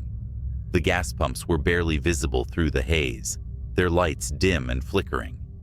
That's when I heard the voice. "Where are you going?" It came from all directions, deep and rasping, like someone trying to talk through a throat full of gravel. I turned, flashlight beam slicing through the fog, and saw them. Dozens of them. Figures, crawling on all fours, their faceless heads tilted unnaturally. Their pale bodies seemed to shimmer, half solid, like they were caught between this world and another. They were closing in, surrounding me. I did the only thing I could think of. I ran for my car. The keys were in my pocket, but my hands were shaking so badly, it felt like it took an eternity to pull them out. The flashlight slipped from my grip and rolled away, its beam casting eerie shadows as it spun. I finally got the door open and threw myself inside, slamming it shut. The fog pressed against the windows, thick and oppressive, and the creatures were there, circling the car. Their hands scraped against the glass, leaving smears of condensation behind. I turned the key in the ignition, my heart pounding so hard it felt like it might burst. The engine sputtered once, twice, before roaring to life. The creatures froze, their heads snapping toward me in unison. For a moment, everything was silent. Then they screamed. It was a sound unlike anything I'd ever heard, high-pitched, guttural, like 1,000 voices crying out in agony. They lunged at the car, their hands slamming against the windows, their bodies writhing and twisting in impossible ways. I floored it. The tires squealed as I shot forward, the creatures scattering in the headlights. I didn't stop. I didn't look back. I drove through the fog, the empty highway stretching out before me like a lifeline. Eventually, the fog lifted. The gas station disappeared in my rearview mirror, swallowed by the darkness. I quit the next day. I still don't know what I saw that night. I don't want to know. But sometimes, when I'm alone at night, I swear I hear it. The tapping. And I can't help but wonder if they ever really let me go. The diner where I worked night shifts wasn't anything special. Just a run-of-the-mill greasy spoon sitting off a desolate highway in the middle of nowhere. Most nights were uneventful, serving truckers, wiping counters, and flipping through an ancient magazine to pass the hours. But that night was different. It started when the clock on the wall chimed midnight, a ritual so mundane that I usually didn't notice it. This time, though, the sound stretched on longer than it should have, like the chime was being dragged, distorted, pulled apart. The fluorescent lights above me buzzed and flickered, sending the room into brief bursts of darkness. I glanced toward the door, half hoping to see a customer walk in and break the eerie silence. Instead, the night outside seemed thicker than usual, the parking lot lights barely piercing the foggy darkness. Then the bell above the door jingled. No one had walked in. That's when I noticed the booth at the far end of the diner. It was occupied. I hadn't heard anyone come in. The man sitting there had his back to me. He wore a black jacket, the kind with a hood, though it was down. His dark hair was greasy and matted, and he sat perfectly still, staring out the window into the nothingness beyond. "Can I help you?" I asked, trying to keep my voice steady. He didn't turn around. Great. Another weirdo. I grabbed the coffee pot and walked over, the sound of my sneakers sticking to the linoleum, filling the oppressive silence. "Coffee?" He turned his head slightly, just enough for me to catch a glimpse of his face. His skin was pale, almost sickly, and his eyes were glassy, unblinking. "Do you ever wonder," he said, his voice low and gravelly, "what's watching when you're alone?" I froze, coffee pot trembling in my hand. What?" His lips curled into a grin, not a friendly one. Before I could respond, the lights in the diner flickered again.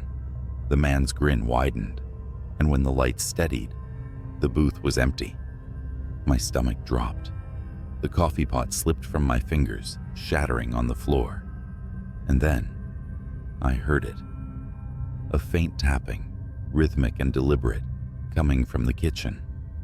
I stood frozen, staring at the shards of glass and the growing puddle of coffee at my feet. The tapping continued, echoing from the kitchen in the back. Each sound felt deliberate, as if whatever was making it wanted me to know it was there. My mind raced through rational explanations. Maybe it was a raccoon that got in through the back door. Maybe it was just the pipes. Maybe I was imagining things, but none of those thoughts made my legs stop trembling. "Hello?" I called out, my voice barely above a whisper. No response. The diner was dead silent now, save for the faint hum of the refrigerator and that god-awful tapping. I knew I had to check. As much as I wanted to grab my keys and bolt for my car, my feet betrayed me. I stepped cautiously toward the kitchen, every squeak of my sneakers against the linoleum, sounding like a gunshot in the stillness. The door to the kitchen was ajar, swinging slightly as if it had just been pushed open. The fluorescent light above it flickered erratically. "Anyone there?" I asked, louder this time. The tapping stopped. My breath hitched, and I clenched my fists to keep them from shaking. I stepped through the door and scanned the room. Everything was where it should be. The counters, the griddle, the industrial sink, nothing out of place. Until I saw the freezer door. It was cracked open. I knew I'd closed it. I was sure of it. The freezer was old, and it didn't stay cool unless it was properly latched. I edged closer, feeling the cold air snake out and brush against my skin. The tapping resumed, louder now, and it was definitely coming from inside the freezer. I reached out, my hand trembling as I grabbed the handle. Slowly, I pulled it open. The smell hit me first, metallic, rancid, and suffocating. Inside, the shelves were empty, save for a single object on the middle rack. It was a jar. The glass was smeared with something dark and viscous, and inside, a mass of something pulsed faintly, as though alive. My stomach churned, but before I could back away, I heard a voice. "I told you," it whispered, low and guttural. I spun around, and there he was, the man from the booth, now standing in the doorway of the kitchen. His head tilted unnaturally to the side, and his grin was stretched wider than before, exposing teeth that were jagged and wrong. "You ever wonder what's watching?" he hissed, his voice distorted, like static on an old TV. I stumbled back, my foot slipping on the slick freezer floor. The jar fell from the shelf, shattering on the ground. The thing inside spilled out, a writhing, fleshy mass that began to grow. It unfurled long, spindly limbs that slapped against the walls, its surface glistening with a black, tar-like substance. I scrambled to my feet, heart pounding, as the creature turned toward me, its eyeless face twisted and shifted, its mouth opening impossibly wide to reveal rows of jagged teeth. "Run," the man said, his voice almost gleeful. I didn't need to be told twice. I bolted out of the kitchen, through the diner, and into the foggy night. My car was the only thing I could think of, my sanctuary from whatever nightmare was unfolding behind me. As I reached the parking lot, I glanced back at the diner. The windows were dark, but I could see movement inside, shadows slithering across the walls, something too large to fit in that tiny kitchen. I jumped into my car, fumbled with the keys, and finally got the engine roaring. Tires screeching, I tore out of the lot, leaving the diner and its horrors behind. But as I sped down the empty highway, I caught a glimpse in my rearview mirror. The man was standing in the middle of the road, his grin still stretched wide, his hand raised in a slow, mocking wave. I didn't stop driving until the sun came up, and even then, I couldn't shake the feeling that I wasn't alone. I quit the diner the next day, but some nights, when the world is too quiet, I swear I can still hear the tapping. It started like any other night shift. The fluorescent lights in the back room of the gas station flickered with their usual irritating hum. I'd taken this job for the quiet. Somewhere I could collect my thoughts while dealing with the odd customer or two, mostly truckers and night owls. I'd been working there for 6 months without incident. That night, though, was different. It was the dead of winter, and a brutal windstorm had turned the streets into a graveyard of fallen branches and trash. I leaned against the counter, scrolling aimlessly on my phone, when the door chimed. A man walked in. His face was shrouded in the shadow of a hoodie, and he moved deliberately, too deliberate for someone who just wanted chips or smokes. Something about him immediately set my nerves on edge. He didn't look at me, didn't grab anything. He just wandered the aisles like he was searching for something. The cameras buzzed overhead. I glanced up at the monitors above the counter. I'd grown used to watching people on those screens. Most were harmless, predictable. But as I scanned the feeds, my stomach turned. There was a glitch in the camera. A second figure flickered into view behind the man. Tall, thin, its limbs too long for its body. Its head tilted unnaturally as it watched him. I blinked hard, thinking it was a software issue. But when I looked back up, the figure was gone.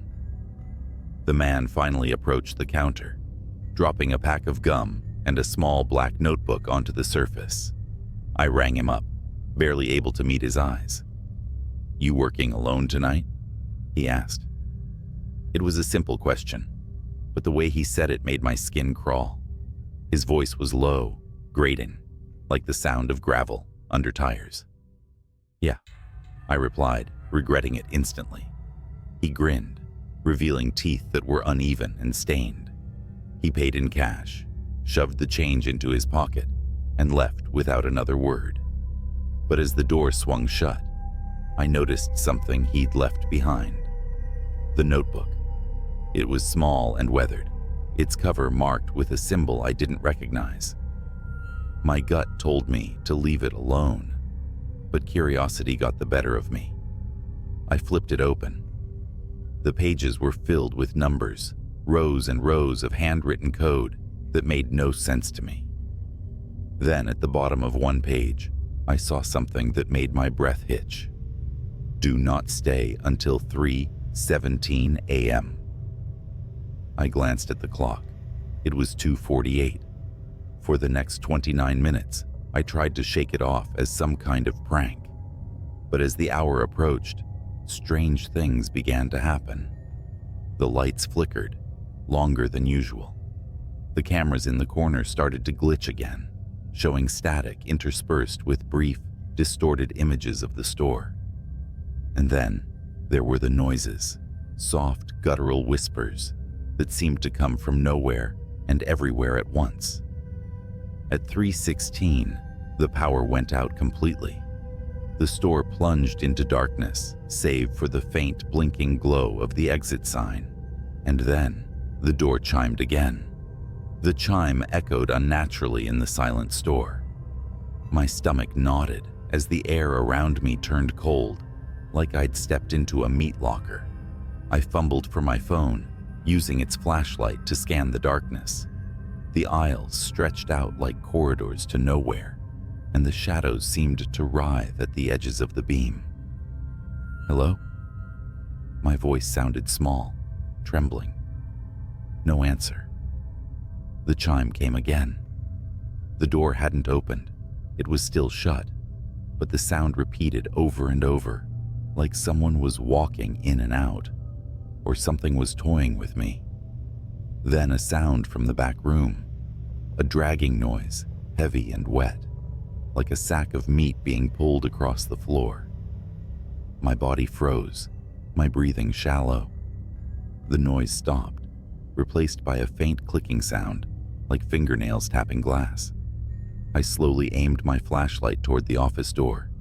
It creaked open, just a crack, revealing only darkness within. "Who's there?" I whispered, barely audible even to myself. A voice answered, low and distorted. "You should have left." I nearly dropped my phone. The voice came from everywhere, above me, behind me, inside me. I took a step back, my heel catching the edge of the counter. That's when I saw it on the cameras.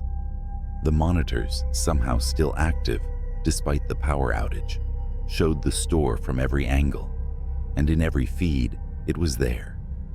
The thing I'd seen earlier, flickering like a broken signal.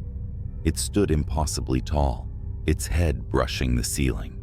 Its body was grotesquely elongated, with limbs that bent in ways no humans should. Its face was nothing but a void, darker than the surrounding shadows. It moved slowly down the aisle, its steps silent but deliberate, coming straight toward me. I spun around, shining my light. Nothing was there. Yet on the cameras, it was only feet away. My fight or flight instincts kicked in, and I bolted for the back door. The dragging sound started again, louder now, as if it were right behind me. I reached the door and shoved it open, stumbling into the freezing night air. The parking lot was empty, the wind howling through the trees. I didn't stop running until I reached my car. Fumbling with the keys, I started the engine and peeled out of the lot. The rear-view mirror taunted me. I couldn't bring myself to look at it, terrified of what I might see. When I finally got home, I locked every door and window and sat in my living room, shaking. My phone buzzed, breaking the silence. It was a text from an unknown number. "You forgot the notebook." My blood ran cold. I didn't respond, didn't sleep, didn't even move for the rest of the night. When morning came, I called my manager and quit.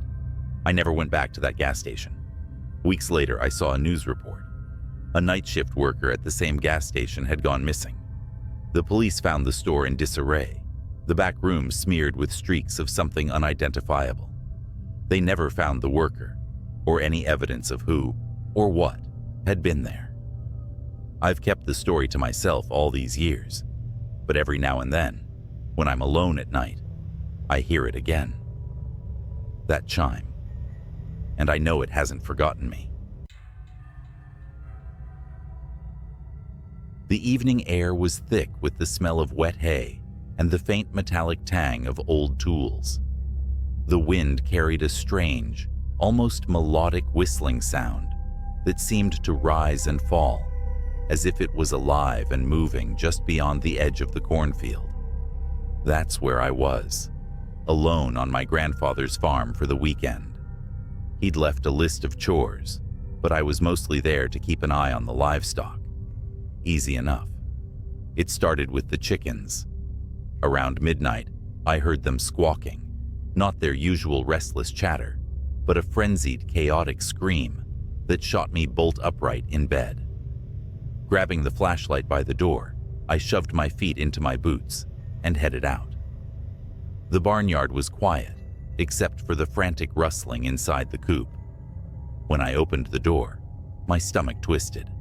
Something had ripped through the chicken wire, leaving a gaping hole. Feathers floated in the air like soft snow, and the floor was littered with streaks of blood. There were no tracks outside, just the hole and the silence. Too much silence. Even the frogs in the pond weren't croaking. I convinced myself it was a fox or maybe a coyote, but deep down, I knew it wasn't. By 2 a.m., the rain started, a steady, cold drizzle. I was lying in bed, staring at the wooden beams above me, when the faint sound of movement reached my ears. It wasn't coming from the house, but from somewhere outside. It was a low, dragging sound, punctuated by wet thuds, as if something heavy was being pulled through the mud. I hesitated for too long before grabbing the shotgun from the rack. As I stepped outside, the rain soaked me instantly, plastering my shirt to my skin. The sound was louder now. It was coming from the silo. The old wooden structure loomed ahead, its weathered planks dark against the stormy sky. I told myself it was the wind, or maybe the rain, knocking loose a tarp. But as I approached, the dragging sound stopped.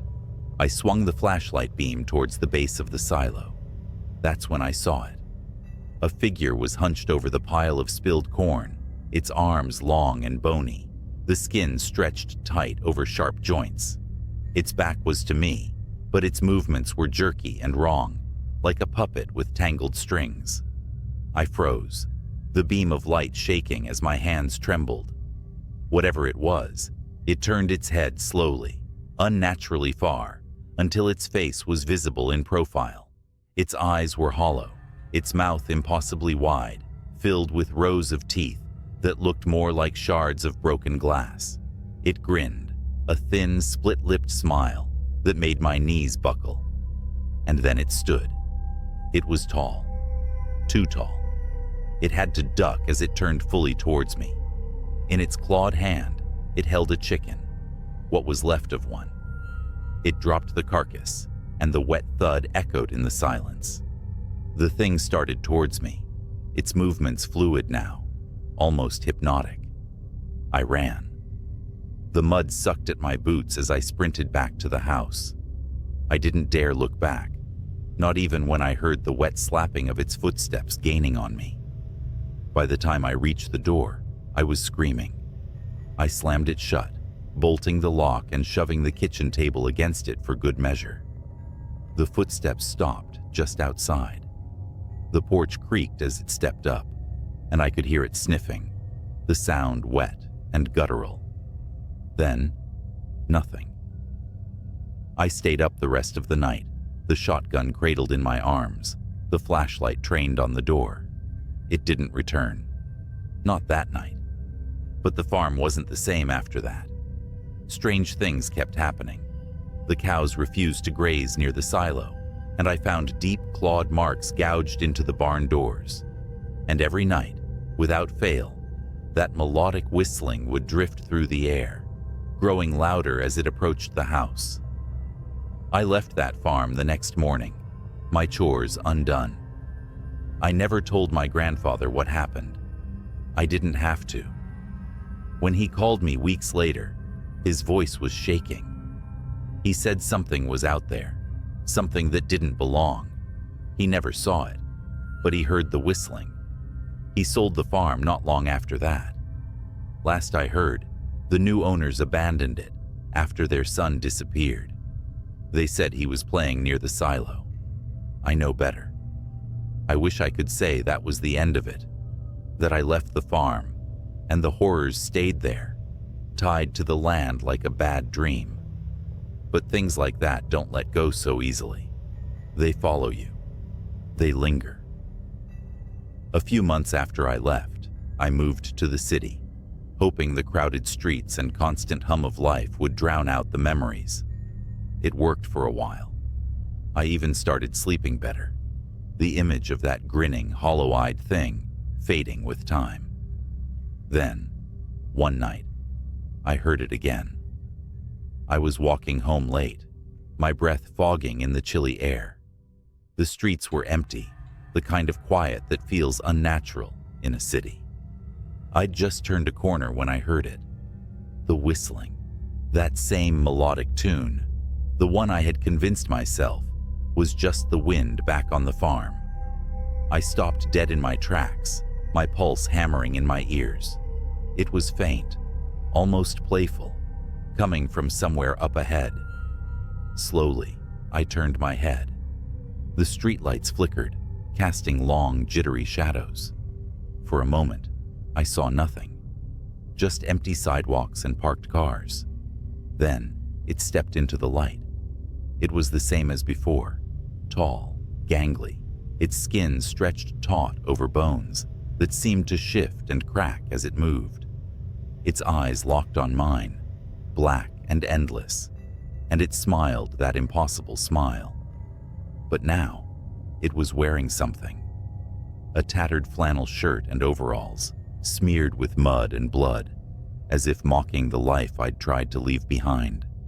It tilted its head, studying me like a predator sizing up its prey. And then, it began to move.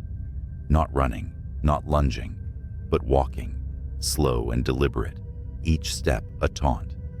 I did the only thing I could. I ran. The streets blurred as I sprinted, my lungs burning with each gasp of icy air. The whistling followed, growing louder, closer, no matter how fast I ran. I turned corner after corner, desperately searching for someone, anyone. But the city seemed empty, like the world had folded in on itself, leaving me alone with that thing. Finally, I spotted an old church, its heavy oak doors slightly ajar. I dove inside, slamming the door shut and sliding the iron bolt into place. The silence was deafening. For a moment, I thought I'd escaped. Then the whistling started again, just outside the door. It circled the building, the sound rising and falling as it moved, always just out of sight. I backed away, clutching a heavy candlestick I'd grabbed from the altar. My eyes darted to the stained glass windows, searching for any sign of movement. That's when I noticed the shadow. It stretched across the floor, long and spindly, growing larger as it moved closer to the window. Slowly, its face came into view, distorted by the colored glass, but unmistakable. It pressed a hand, if you could call it that, against the window, the claws clicking softly against the pane. And then, it smiled. I don't know what happened next. Maybe I screamed. Maybe I passed out. All I know is that when I woke up, the church was empty, the doors still bolted, and the whistling was gone. But it left something behind. On the floor, in the faint light filtering through the stained glass, was a single feather, blood-stained and torn, just like the ones from the coop on the farm. I moved again after that, farther this time. Different city, different state, but no matter where I go, I hear it sometimes. Late at night, when the world is quiet and the shadows grow long, that faint, mocking tune, carried on a wind that doesn't belong. I don't know what it wants or why it chose me, but I know this: it's still out there, somewhere, and it's still watching. So, if you're ever out in the countryside and you hear whistling, don't follow it. Don't look for the source. Just run and pray it isn't looking for you. It started with a bet. I was bored, drunk, and feeling invincible when I said I'd spend the night out at Widow's Creek Farm.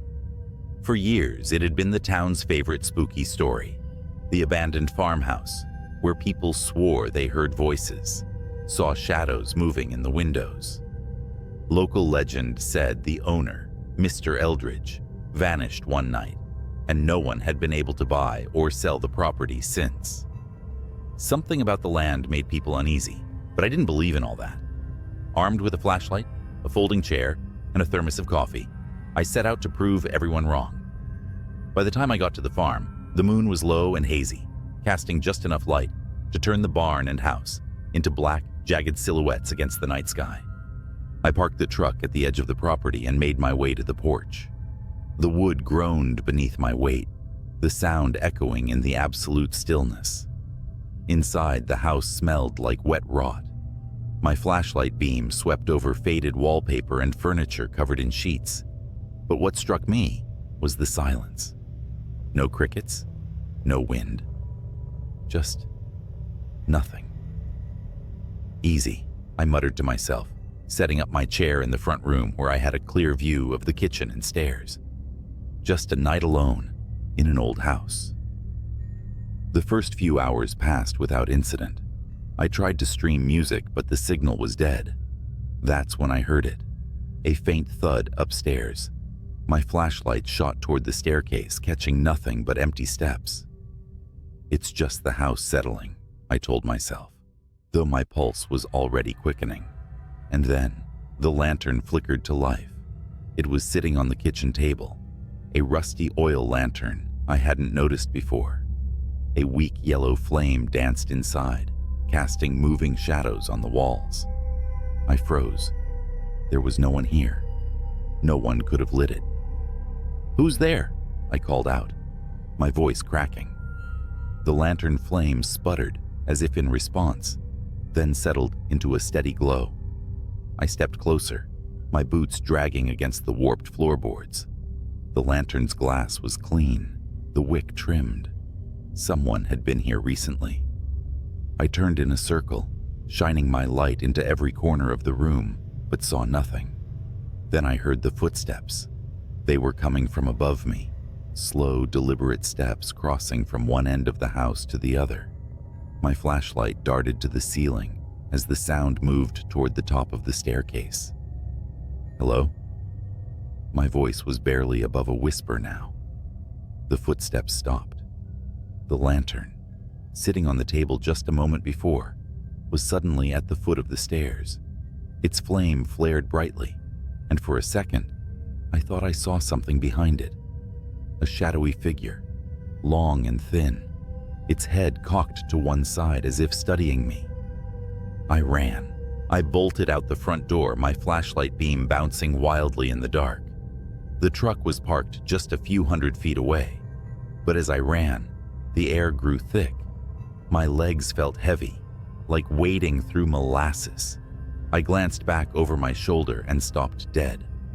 The farmhouse was ablaze with light, every window glowing fiercely.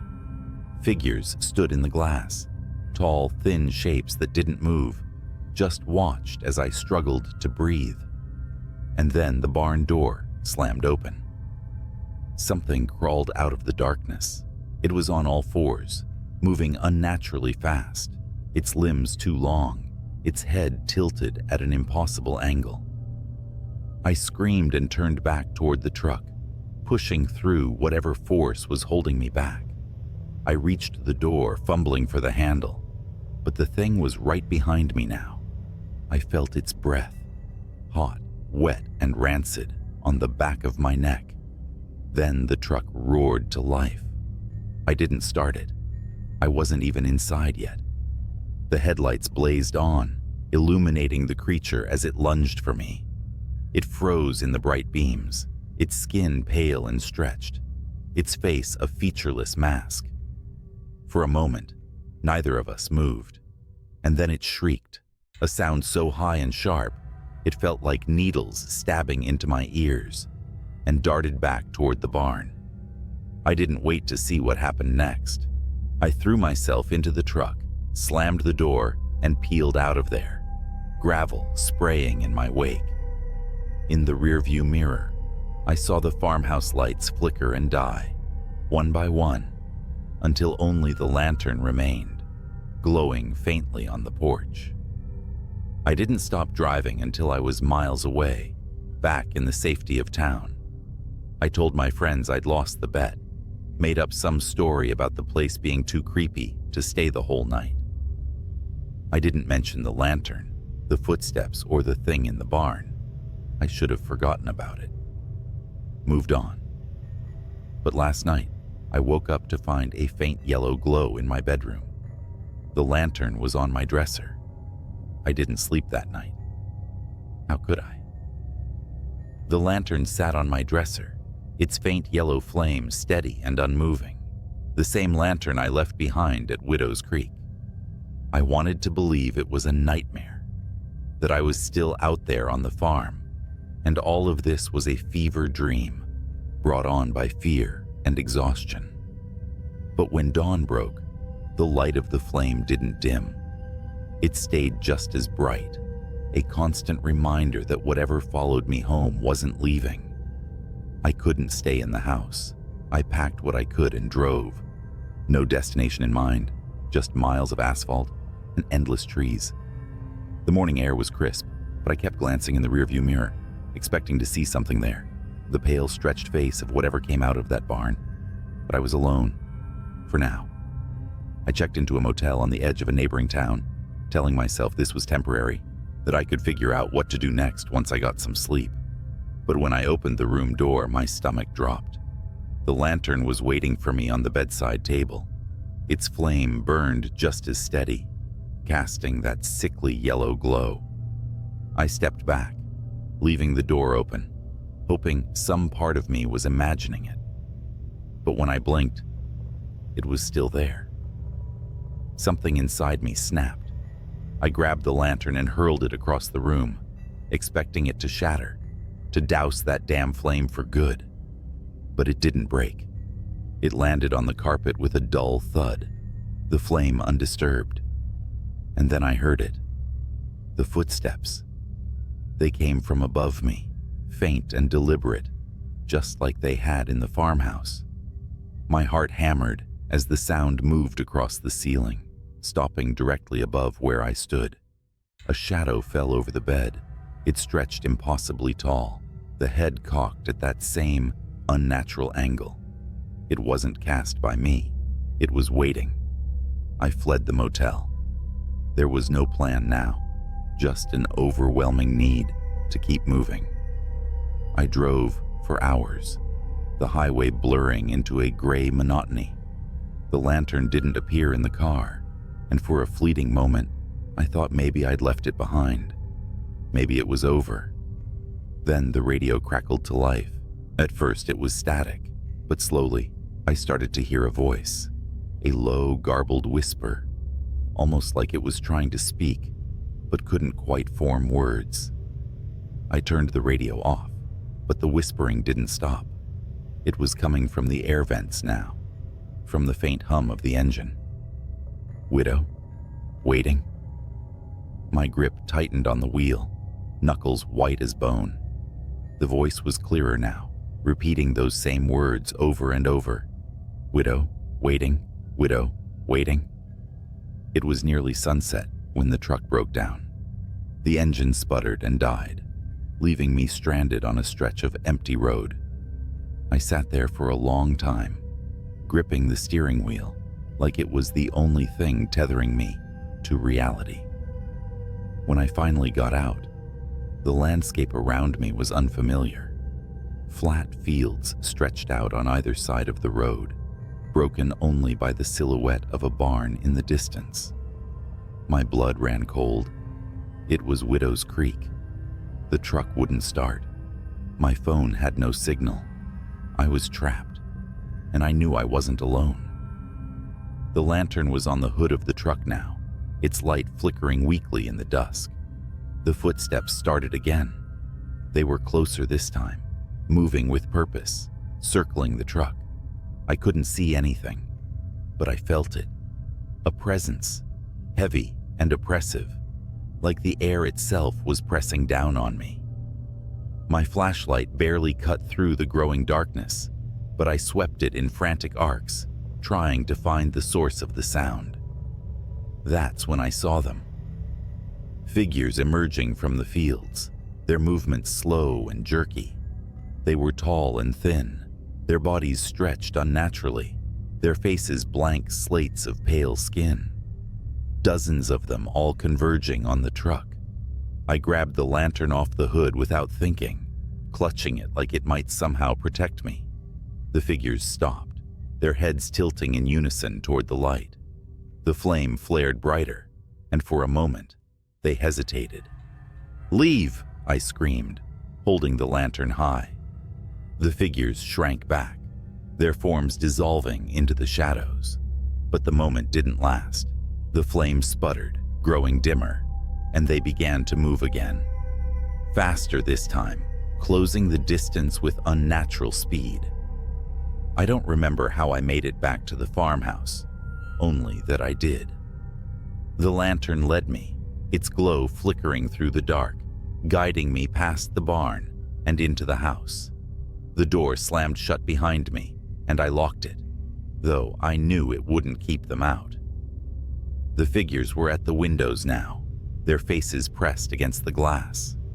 The lantern sat on the table where I'd first found it, its flame burning weakly. And then it spoke. "Burn it," the voice whispered, faint and hollow. "End it." I didn't hesitate. I grabbed the lantern and smashed it against the floor. The oil spilled out, catching fire immediately.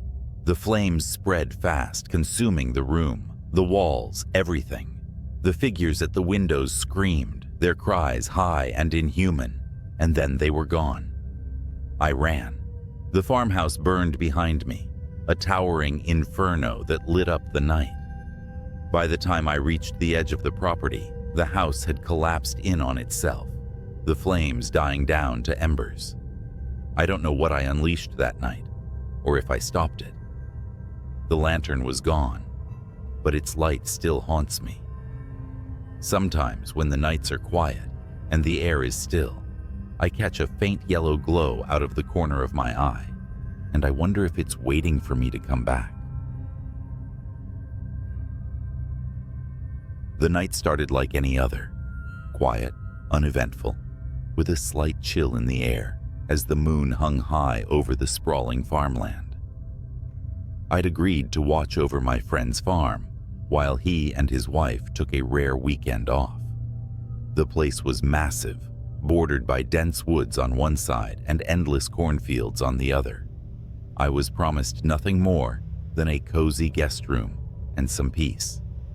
Instead, I got something I'll never forget. By midnight, the house was silent. The livestock, a handful of cows and a stubborn old mule, were already settled in the barn. I'd finished my last round through the property, locked the doors, and double-checked the generator, since the area was notorious for power outages. All seemed fine. I was halfway into a second beer, flipping channels on an old TV in the living room, when I heard it. A sharp metallic asterisk, clank asterisk, like something striking the barn door. My first thought was, raccoons. They're bold out here. I grabbed a flashlight and headed outside. The yard stretched out into shadows, the barn standing 100 yards from the house, just beyond the motion-activated light's reach. As I stepped closer, The light snapped on. My stomach dropped. The barn door was wide open, swaying slightly in the breeze. Raccoons don't do that, I muttered to myself.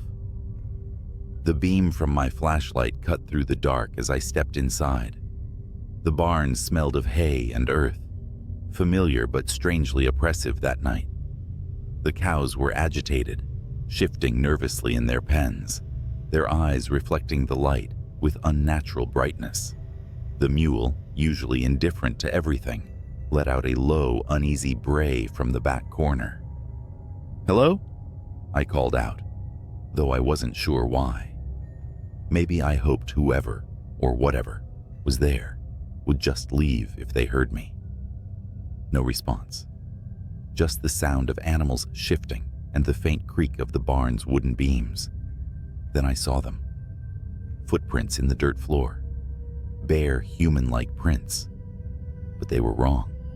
The toes were too long, almost clawed, and the stride was unnatural, too far apart, like whoever made them was crawling or bounding rather than walking.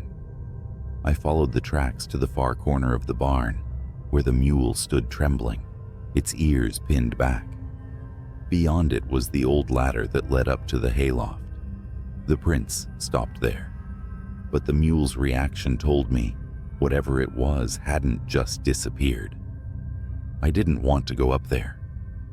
Every instinct screamed to leave, to lock the barn, and pretend I hadn't seen anything. But I couldn't shake the feeling that if I ignored it, whatever was lurking up there wouldn't stay contained. I climbed the ladder slowly, the wooden rungs creaking under my weight.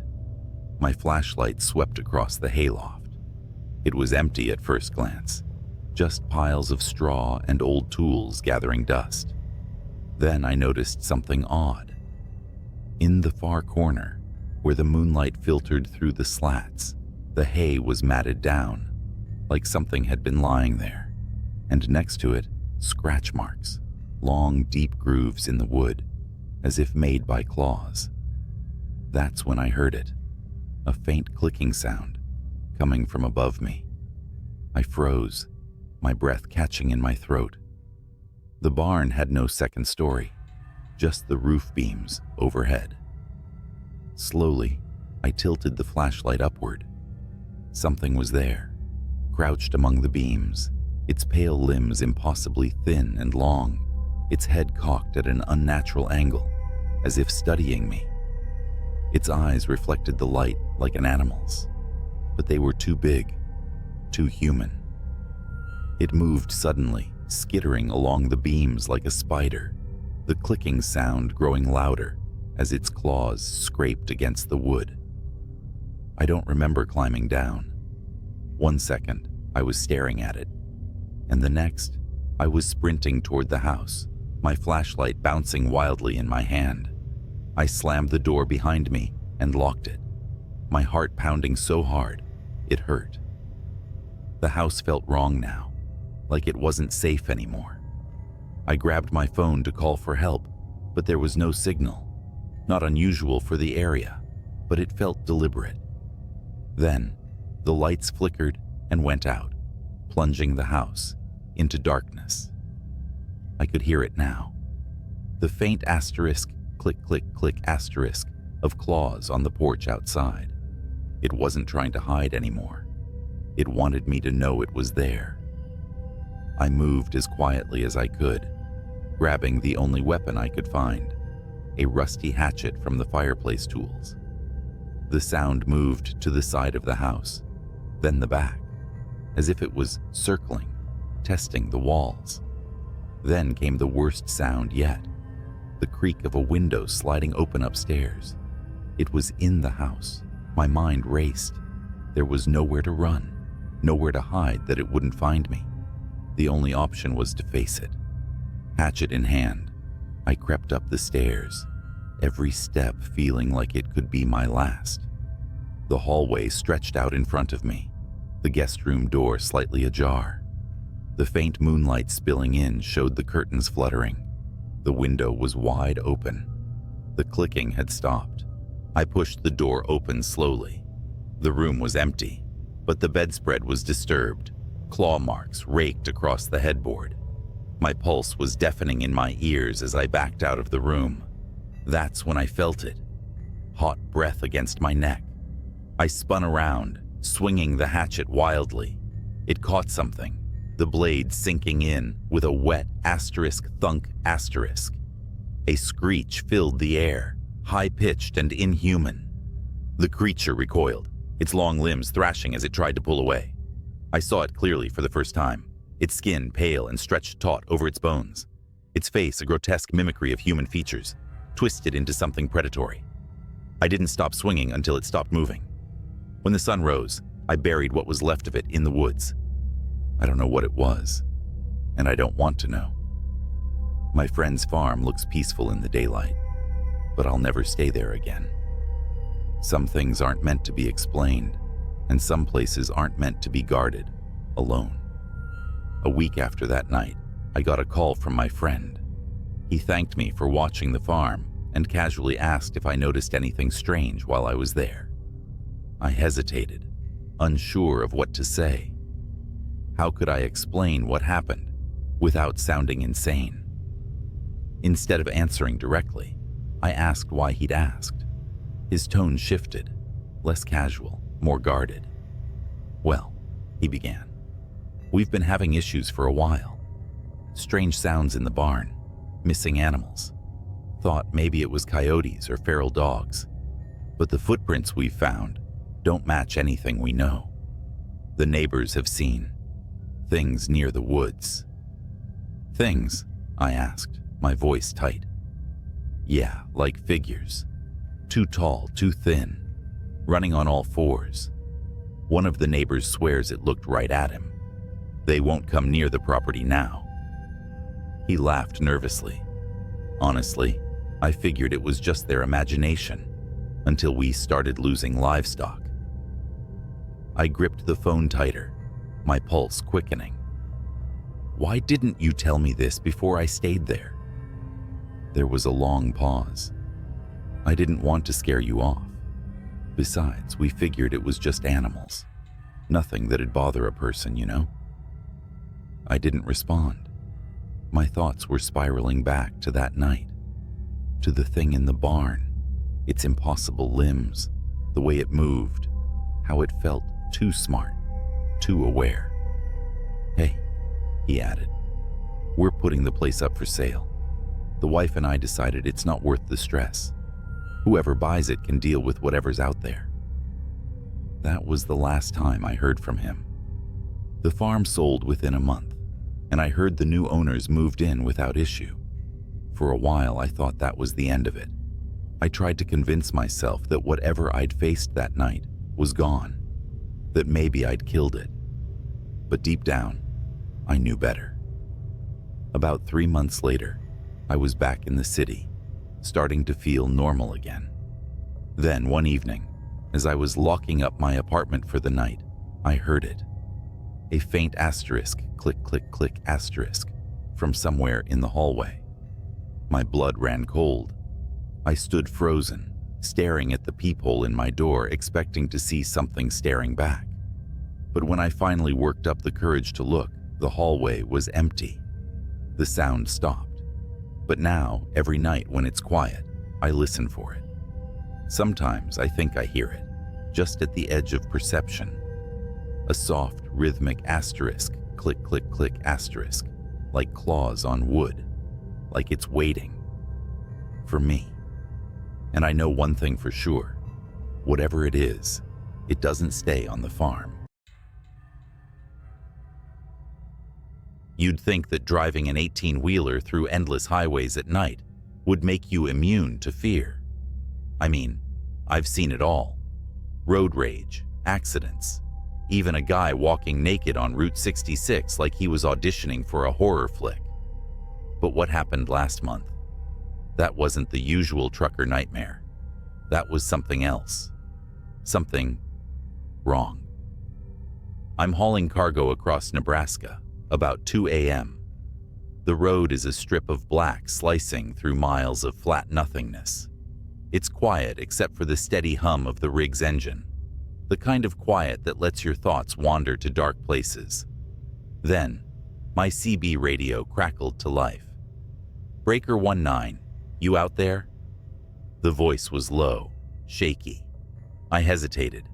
Usually it's other truckers chatting about routes, weather, or just swapping jokes to kill the boredom.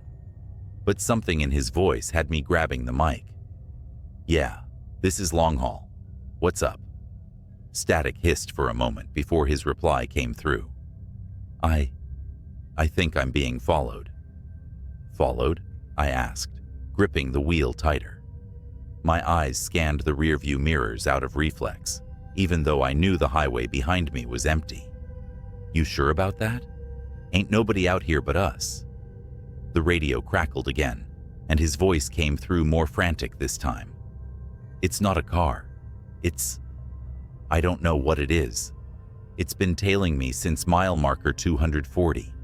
Every time I look back, it's closer." "Closer? What are you seeing, man?" I asked, feeling a bead of sweat roll down my temple. Nebraska highways don't exactly have streetlights, and whatever he was dealing with was probably some stray animal or a trick of the dark. He didn't answer right away. Instead, there was a long pause, filled only with static, before he finally whispered, "Eyes." "Eyes?" I repeated, my stomach tightening. "Yeah," he said, his voice trembling. "Like headlights, but wrong. Too low to the ground, and they flicker, like they're blinking. I swear to God, man, it's watching me." I glanced at my GPS. Mile marker 240 was about 10 miles behind me. Whatever was happening to this guy, it wasn't far off. "All right, buddy, stay calm. Where are you now?" "Just past mile marker 250. It's still back there, but it's closer. I can feel it." His voice cracked, and for the first time, I heard real terror in his words. This wasn't just highway paranoia. He truly believed something was after him. "Listen," I said, trying to keep my voice steady. "There's a rest stop at 255. Bright lights, other truckers. Head there, and I'll meet you." "No," he snapped, almost yelling. "It won't let me stop. Every time I slow down, it gets closer. I can hear it, like claws scraping the pavement." My blood ran cold. I turned on my high beams, as if that would somehow protect me. "What's your rig?" I asked. "I'll look for you on the road." "Freightliner Cascadia. White cab, red trailer," he muttered. "But I don't think you'll make it in time." Then the radio went dead. I grabbed the mic again. "Breaker 19, you there? Talk to me." Static hissed in response. My heart pounded as I pushed the accelerator, the engine growling as the truck surged forward. I was determined to catch up to him, or at least see what the hell was going on. At mile marker 252, I spotted him. A white Freightliner with a red trailer barreled down the highway ahead of me, swerving erratically. His brake lights flickered, as though he was trying to stop, but couldn't. Then I saw them. Eyes. Two faint yellowish glows, low to the ground, darting in and out of the darkness behind his trailer. They weren't headlights. They were alive. "Jesus Christ," I whispered, my palms slick against the steering wheel. The glowing orbs moved like they were studying him, stalking him. Then, they shifted focus. To me. I felt my chest tighten as the eyes blinked, slowly, deliberately, and locked onto my truck. Suddenly, the Freightliner veered off the road, its horn blaring in a panicked howl. It disappeared into the cornfields, leaving me alone with whatever had been chasing it. The glowing eyes began to speed up, closing the distance between us. I floored it. My rig groaned under the strain, the speedometer climbing past limits I knew weren't safe for a truck this size. But the eyes kept up, growing brighter, hungrier. The road ahead blurred as adrenaline coursed through me. Then I heard it. A scraping, like metal on asphalt. It wasn't coming from my rig. It was coming from underneath it. My radio came back to life with an ear-splitting burst of static. A voice came through, distorted and guttural, nothing like the man I'd been speaking to earlier. You can't outrun it. The sound of claws raked across my trailer, and I felt the whole truck shudder. I gritted my teeth, swerving wildly to shake whatever was beneath me. The weight shifted, and I nearly lost control, the trailer fishtailing dangerously close to the edge of the road. Up ahead, the rest stop appeared like a beacon of hope, its floodlights cutting through the darkness. I didn't slow down. I couldn't. The eyes vanished just as I burst into the parking lot, skidding to a halt amid a few other rigs. My hands trembled as I killed the engine and jumped out of the cab. Nothing. No glowing eyes. No claws. Just the hum of fluorescent lights and the distant chirp of crickets. Other truckers looked at me like I was crazy as I inspected the underside of my truck. Deep gouges ran along the metal, like something with claws had been clinging to it. My legs felt like jelly as I slumped against the side of the cab, breathing hard. "Hey, you all right?" one of the truckers asked, stepping closer. I opened my mouth to speak, but froze when I saw it. Out in the distance, just beyond the edge of the floodlights, two faint yellow eyes blinked. Then they disappeared into the darkness. I quit long hauls the next day. Let me tell you something. Long-haul trucking is not for the faint of heart, not just because of the endless miles or the isolation, but because of the things you see at night. I've been on the road for over 15 years, driving through every back road, highway, and nowhere town you can imagine. Nothing shakes me easily, but one night, one stretch of black asphalt made me question everything. It was a clear autumn night when I picked up a late delivery from a warehouse in Kentucky, heading west to Missouri. The load wasn't anything out of the ordinary, crates of furniture, some tools, but the route took me through a patch of the Appalachians that's more shadows than road after dark. Truckers call it the Devil's Backbone. Why? Because people and vehicles disappear there. But nobody ever really talks about it. We just drive. As I crossed into the mountains, the CB radio crackled. A gruff voice, another trucker said, "Breaker 19, anyone rolling through Backbone tonight might want to steer clear." Silence. I should have turned around then, but I didn't.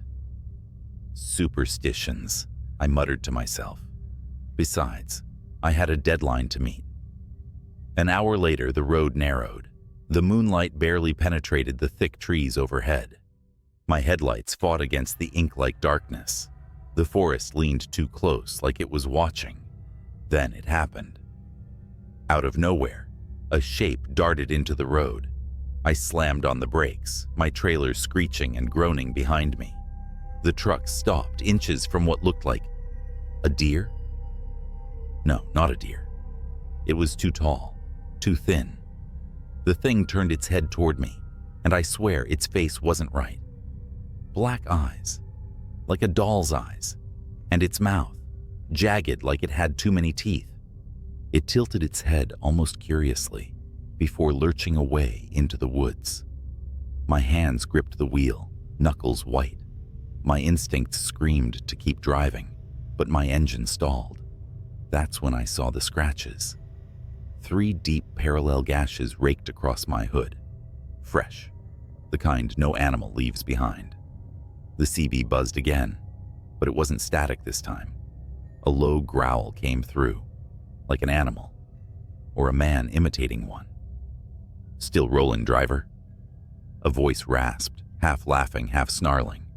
I was about to radio back, demand who it was, but the air in the cab grew cold. Breath fogged in front of me, though my heater was blasting full, and the forest, so loud with crickets and wind minutes before, had gone dead silent. Then came the footsteps.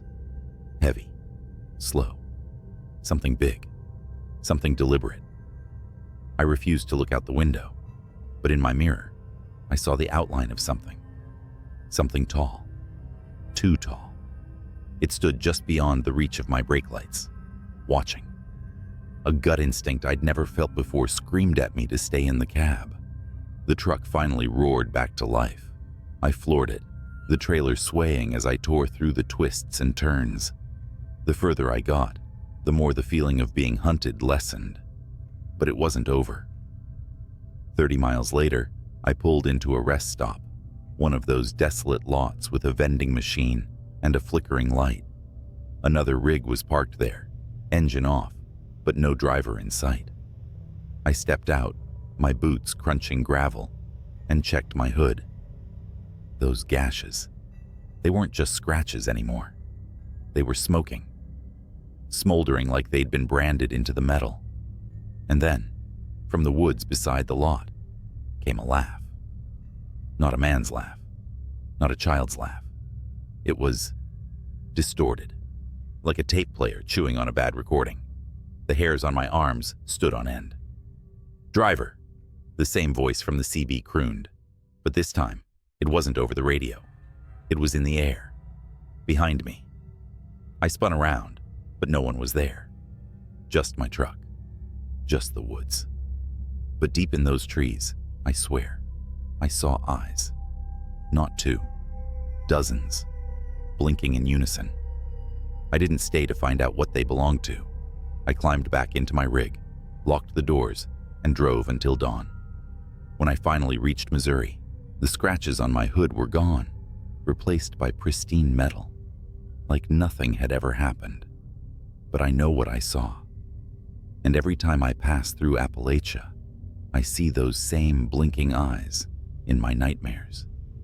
If you're driving through the Devil's Backbone, keep your eyes forward, your windows shut, and don't stop for anything. A week passed, but the shadows of that night followed me. Truck stops felt quieter than usual, the roads darker, and the CB radio, even when silent, felt ominous. The scratches may have disappeared from my truck, but the memory of them burned in my mind. And then, the real nightmare began. My next haul was a routine trip, heading south toward Alabama, a midnight run. As always, I preferred driving at night. Less traffic, more peace. But peace was the last thing I found. It started with my GPS going haywire. One moment it showed a straight route. The next, my truck icon spun wildly, as if I'd veered off-road. I checked my map, recalibrated, and pushed on. That's when I noticed something. The mile markers weren't right. Each marker was different.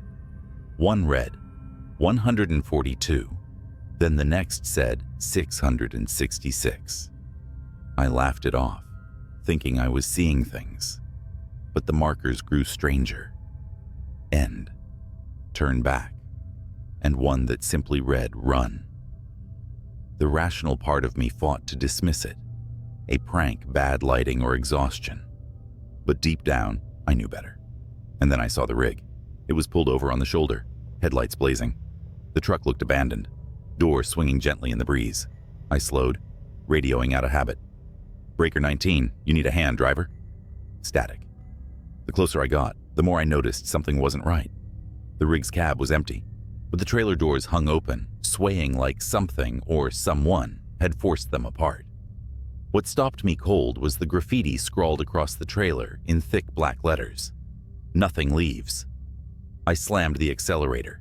My rig roared forward, the abandoned truck disappearing in my mirror. About 10 minutes later, my CB crackled. "You left something behind, driver." A voice whispered, raspy and wet, like someone speaking underwater. "Who is this?" I snapped, my voice shaking. Silence. Then another sound, a scraping, like nails on metal. My stomach dropped as I realized it wasn't coming from the CB. It was coming from the trailer. Whatever it was, it had hitched a ride. My headlights caught a curve in the road ahead, forcing me to slow down. The scraping grew louder, more frantic, as if whatever was back there knew I was easing up. I gripped the wheel, heart pounding, until I couldn't take it anymore. I pulled over, leaving the engine running, and grabbed my flashlight. As I stepped out, the night wrapped around me like a suffocating blanket. The air was heavy, too quiet. I circled to the rear of the trailer, every crunch of gravel under my boots echoing too loud. My flashlight beam trembled as I pointed it at the doors. Deep gouges raked across the metal, forming patterns. No, symbols. My hands were sweating, but I reached for the handle. The moment I unlatched it, the doors flew open, and someone lunged at me. I stumbled back, falling hard on the asphalt. It was a man, or what used to be one. His skin was gray and stretched taut, his eyes sunken, but blazing with a sickly yellow light. His mouth twisted into an inhuman grin as he crawled toward me on all fours, faster than any human should. I scrambled back, yelling, "Stay the hell away!" But he didn't stop. His movements were jerky, like a puppet on strings, and his grin widened impossibly as he reached out. That's when I heard it. The sound of tires screeching, a horn blaring, and then the crunch of impact. Another truck coming around the bend had plowed into the figure, throwing it into the ditch. I staggered to my feet, breathing hard, as the driver of the other rig jumped out. "You okay?" he asked, looking me over. I pointed to the ditch, but when we checked, the thing was gone. Only a smear of dark, oily blood remained. We didn't talk much after that. The other driver offered to follow me to the nearest truck stop, and I didn't argue. The rest of the drive was uneventful, but the entire time, I felt those eyes on me, watching, waiting. When I reached the stop, I parked, climbed into the sleeper, and locked every door. I didn't sleep. I couldn't. Somewhere out there, in the vast darkness, that thing was still lurking. I never drove through the Devil's Backbone again, and I'll never forget the lesson I learned that night. Some roads aren't meant to be traveled. I glanced at the dashboard clock. 2:43 a.m. The highway was dead, a straight ribbon of asphalt vanishing into the darkness. My CB radio crackled faintly with static, the voices of distant truckers trading stories to stay awake. I adjusted my cap and yawned, the hum of my 18-wheeler lulling me into a dangerous sense of calm. Then, out of nowhere, a voice broke through the static. "Eastbound on I-70. Anyone else seeing this?" The voice was shaky, breathless, like someone who just ran a marathon. I grabbed the mic. "Eastbound here. What's going on?" Static swallowed his reply, but I heard enough to send chills down my spine. "Black semi. No lights. Coming up fast." I shifted in my seat, suddenly wide awake. My headlights illuminated nothing but the road ahead, bordered by skeletal trees and the occasional mile marker. I checked my rearview mirrors. Nothing but empty black. "Anyone else out there?" The voice called again, this time frantic. "Calm down," I said into the mic. "Where are you exactly?" I think mile marker 82. It's behind me." "Oh God, it's right on me." The transmission cut out with a burst of static. My heart thudded against my rib cage. Mile marker 82 was about 10 miles ahead. I pressed harder on the gas, my truck rumbling as it picked up speed. I don't know why I felt compelled to go faster. Curiosity? Duty? Or maybe some primal part of me was already screaming, "You should turn back." 10 minutes later, I reached marker 82. The asphalt gleamed under my headlights, but the road ahead was empty. I slowed down, gripping the wheel tighter. My CB buzzed again, but it was faint this time, almost garbled. "Don't stop." The message made my skin crawl. I rolled my window down slightly, letting in the cold air. That's when I noticed something. The faint sound of a horn, long and mournful, echoing in the distance. It wasn't coming from the highway ahead. It was coming from behind me. I checked my mirrors again. This time, there it was. Far in the distance, but unmistakable. A massive black semi, its outline barely visible against the night. No headlights, no running lights, just a hulking shadow on wheels. My pulse spiked as I grabbed the CB mic. "Whoever's out there, is this some kind of joke?" I asked. But my voice betrayed the fear clawing at my throat. The response came in a whisper so faint I had to strain to hear it. "It's not a truck.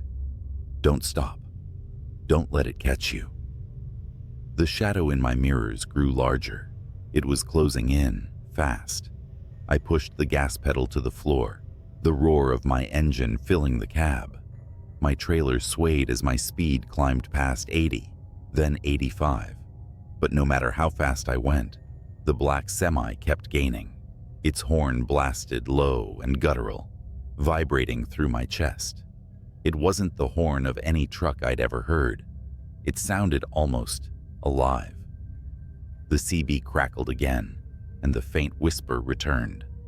"Don't look at it. Whatever you do, don't look at it."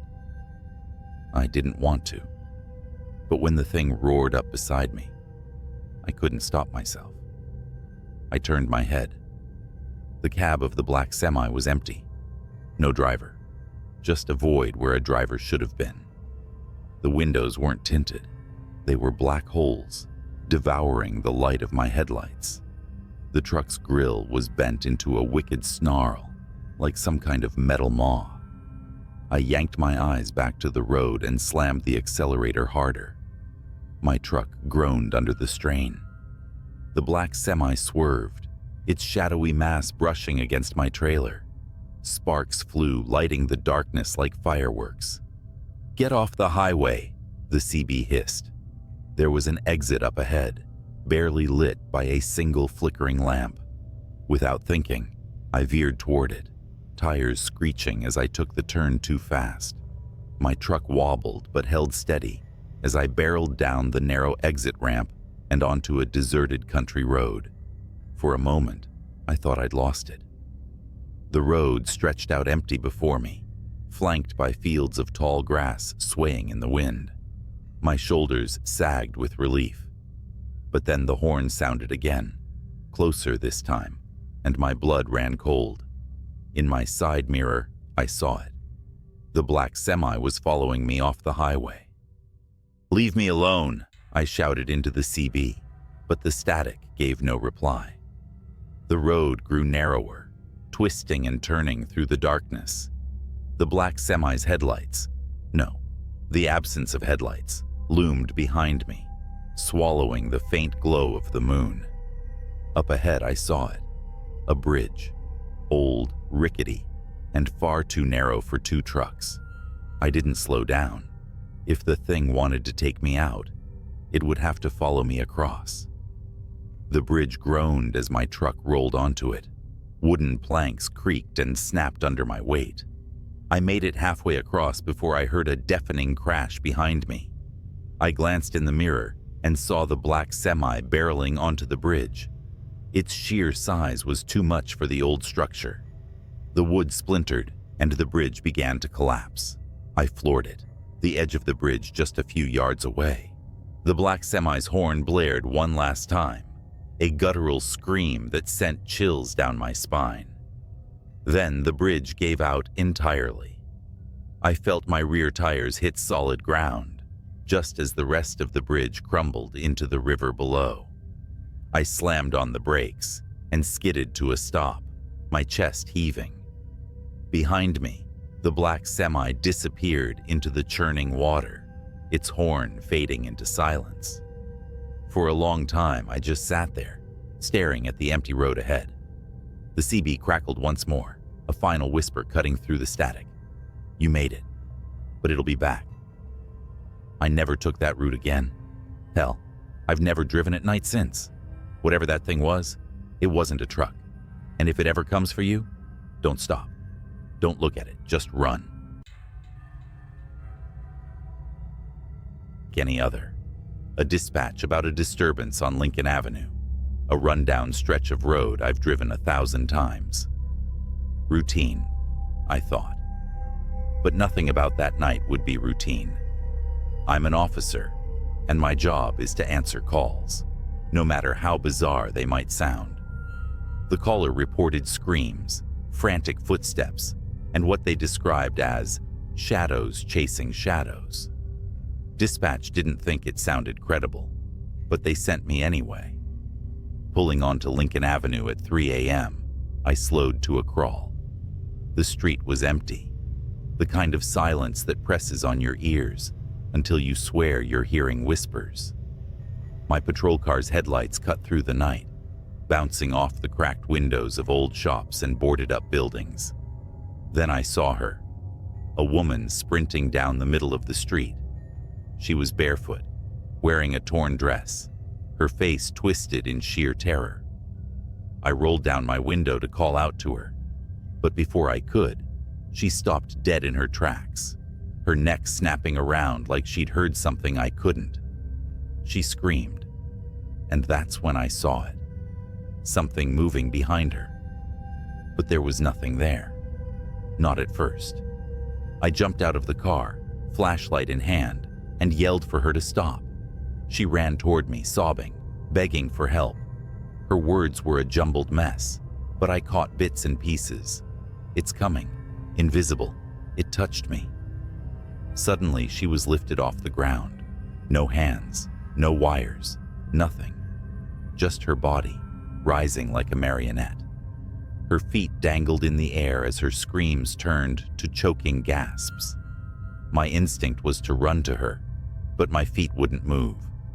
It was like the air around me had turned solid. I could only watch as her body twisted unnaturally, her arms and legs contorting in directions they shouldn't go. Then, her head snapped. She fell to the pavement in a heap, lifeless. The silence returned, thick and heavy. My radio crackled with static, but no voices came through. I approached her cautiously, flashlight shaking in my grip. Her wide, glassy eyes stared up at me, mouth frozen, mid-scream. There were bruises around her neck, bruises that didn't look like they came from human hands. I called for backup, but deep down, I knew no one would believe what I just saw.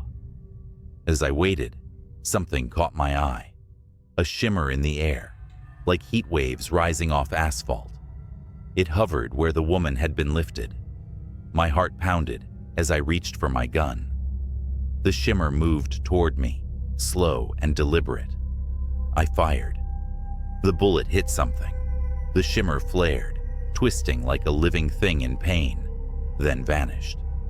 But the air didn't feel any lighter. Whatever was out there, I knew it wasn't gone.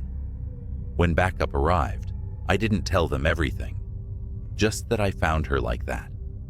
The official report chalked it up to a hit and run, the case marked unsolved. But I couldn't let it go. That was the night I learned about the Tartarus Archive. But that's a story for another time. For now, just remember, not everything you see on Lincoln Avenue is real, and some things you don't see are more real than you'd like to believe. Weeks passed, but the image of that woman's body didn't leave me. Every night, I drove down Lincoln Avenue on my patrol, scanning for something, anything, to make sense of what happened. But the street stayed empty, a scar on the city's map. I became obsessed. I started digging through old police files, hoping for patterns. Reports of disappearances on Lincoln Avenue dated back decades. Most were written off as runaways, accidents, or unexplainable events buried under paperwork. But some officers, those who worked late shifts on the avenue, had left chilling notes in the margins of reports. Felt watched, couldn't see anything, but it was there. I tried to share my concerns with my partner, but he brushed it off. "Don't go looking for ghosts," he said. But I couldn't stop. One night, my obsession nearly killed me. I was parked on the avenue, engine off, windows cracked. It was quiet, too quiet. Then, a sound, a faint hum, like static, but coming from nowhere. My skin prickled. I stepped out of the car, flashlight in hand, and looked around. That's when I saw the shimmer again. It was closer this time, less subtle. The air seemed to bend around it, distorting the empty street like a funhouse mirror. My gut screamed at me to get back in the car, but something about it was magnetic. Against all reason, I stepped closer. The shimmer moved. It was fast, darting down the street like a predator circling its prey. My flashlight flickered, then died. My gun felt useless in my holster. And then, I heard the whisper. "You shouldn't be here." It wasn't a voice, not exactly. It was in my head, but louder than my thoughts. I stumbled back, the whisper growing into a deafening roar. Shapes began to form in the shimmer, elongated limbs, hollow eyes, twisted mouths that didn't belong on any living creature. They flickered in and out of existence, like they couldn't fully cross into our reality. I ran. Back in the car, I threw it into drive and sped off. My radio crackled, voices cutting in and out. "Officer down on Lincoln Avenue." The voice wasn't mine. When I reported the incident, I was met with silence. My captain gave me a long, hard look, then dismissed me for the night. 2 days later, I was called into his office. He handed me a file labeled Classified Tartarus Division.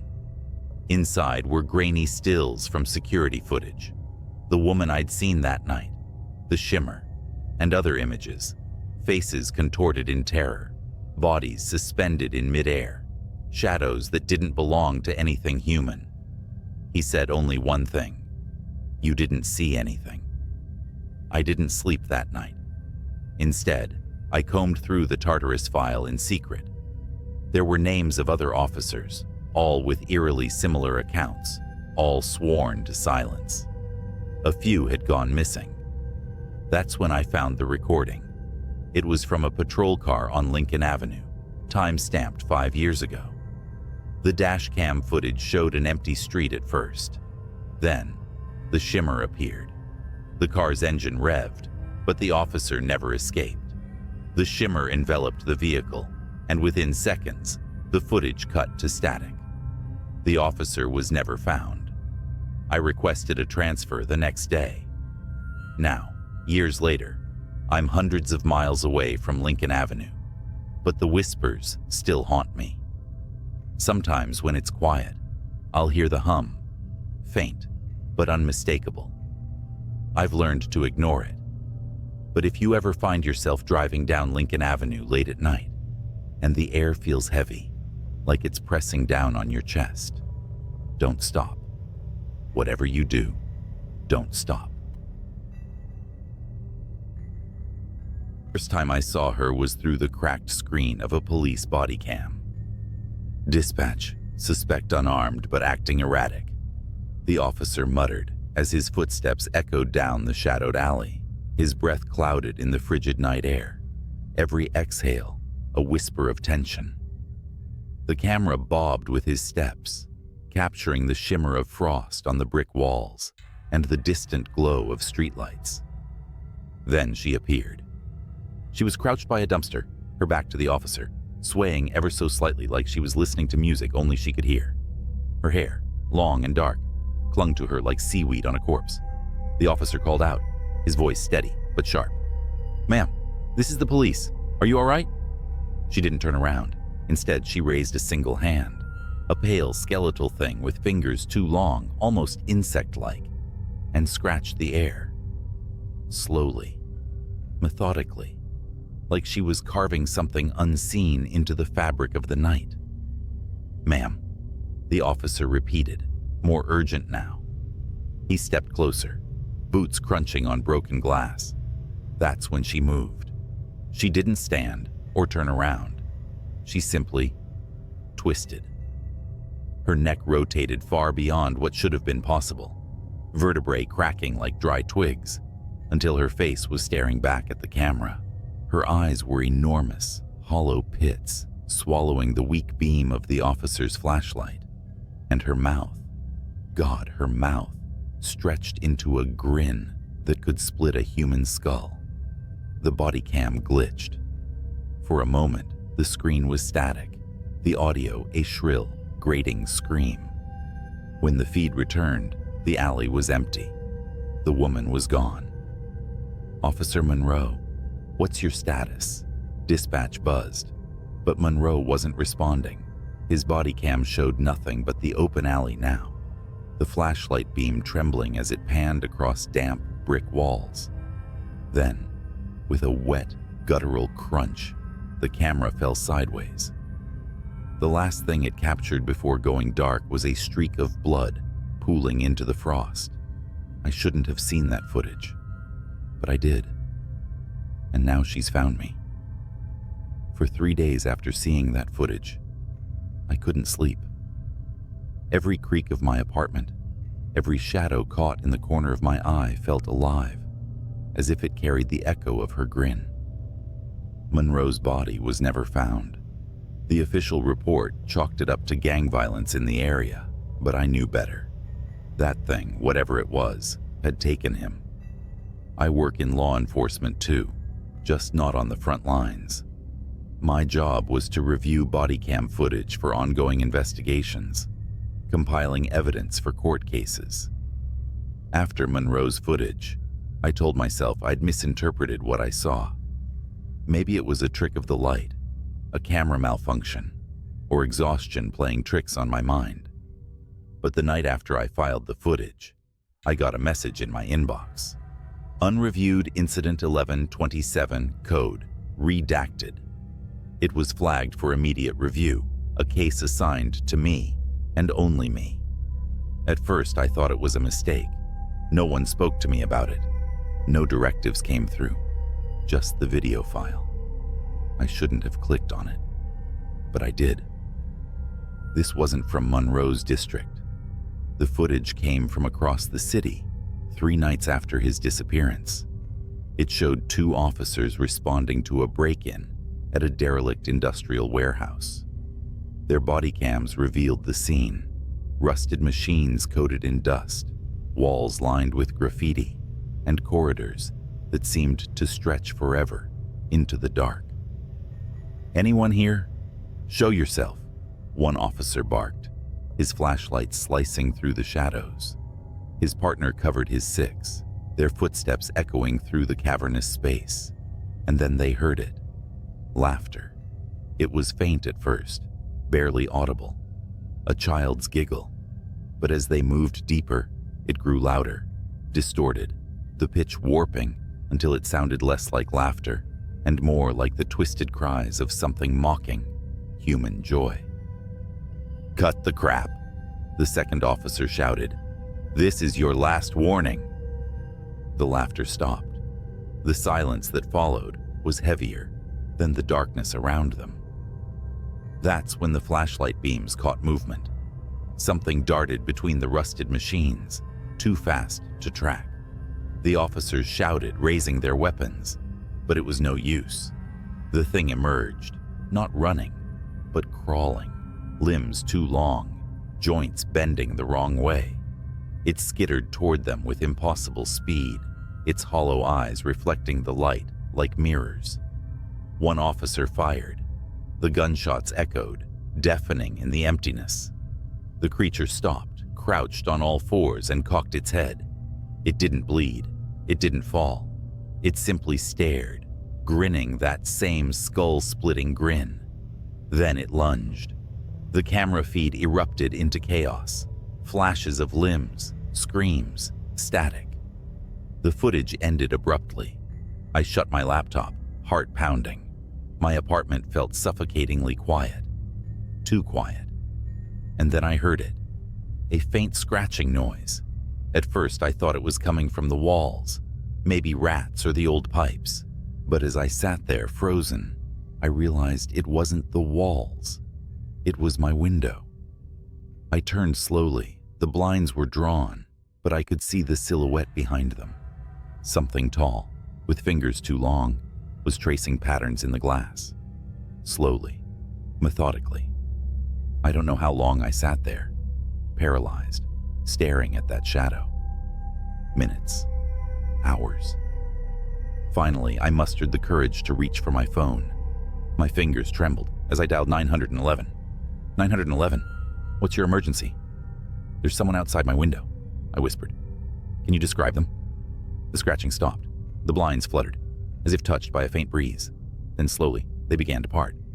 No, I stammered. No. Sir, are you there? Sir? It was her. That face, that impossible grin. Her hollow eyes bore into mine as she pressed her palms flat against the glass, her nails scraping in a slow, deliberate rhythm. She leaned closer, her grin widening, until the corners of her mouth began to tear. I dropped the phone. I don't remember what happened next. One moment I was in my living room. The next I was sprinting down the fire escape, barefoot and half-dressed, into the freezing night. I didn't stop until I reached the nearest precinct, pounding on the doors like a lunatic. When they finally let me in, I tried to explain what I'd seen, but no one believed me. The footage from Monroe's body cam, gone. The unreviewed file, deleted from the system. They pulled up my personnel file and flagged me for mental health evaluation. I quit the next day. Now I'm writing this from a motel on the edge of town, lights blazing, a chair propped against the door. I don't think it'll matter. Wherever I go, she'll find me. If you're reading this and you work with police footage, take my advice. Don't click on anything marked redacted. And if you ever hear laughter in the dark, run.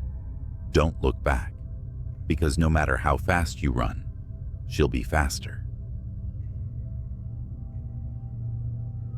It was just past midnight when my phone buzzed. The caller ID flashed restricted, but something about the timing felt off. I was home alone, sprawled on the couch with a half-empty beer and some late-night TV reruns. The sound of the phone ringing in the quiet room was like a scream. I hesitated but answered anyway. Hello? A voice, frantic and low, whispered, "Are you home? Lock your doors. Now." I froze, every muscle in my body tightening. Who is this? The line clicked dead. Normally I'd brush it off as a prank call or some weirdo, but the tone, that panicked edge, stuck with me.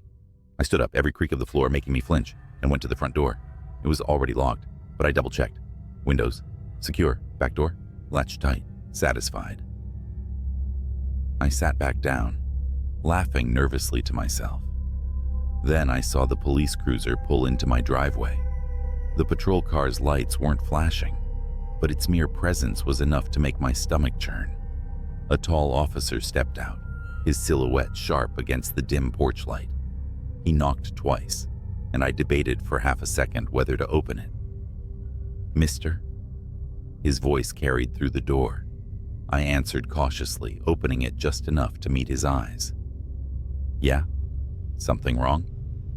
"We received a report of suspicious activity in the area," he said.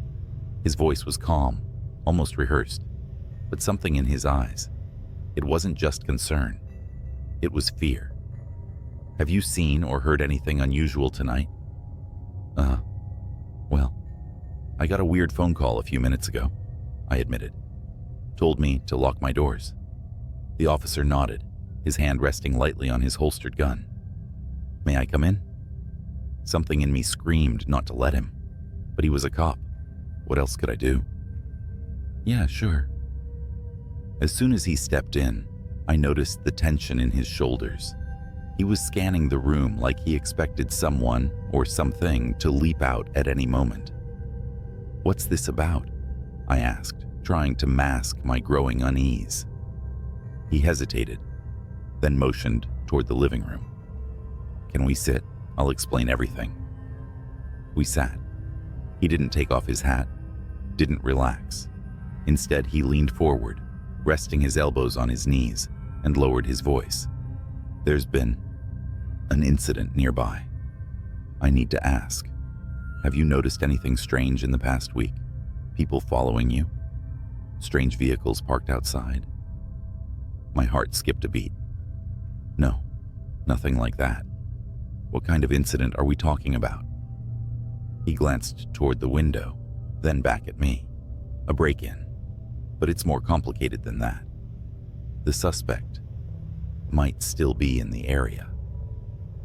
I felt the weight of his words settle like a lead blanket. Before I could press for details, the police radio clipped to his shoulder crackled to life. Unit 47, report. Suspect confirmed near Elm and 3rd. Proceed with caution. All units advised. The officer shot up, his hand immediately gripping his gun.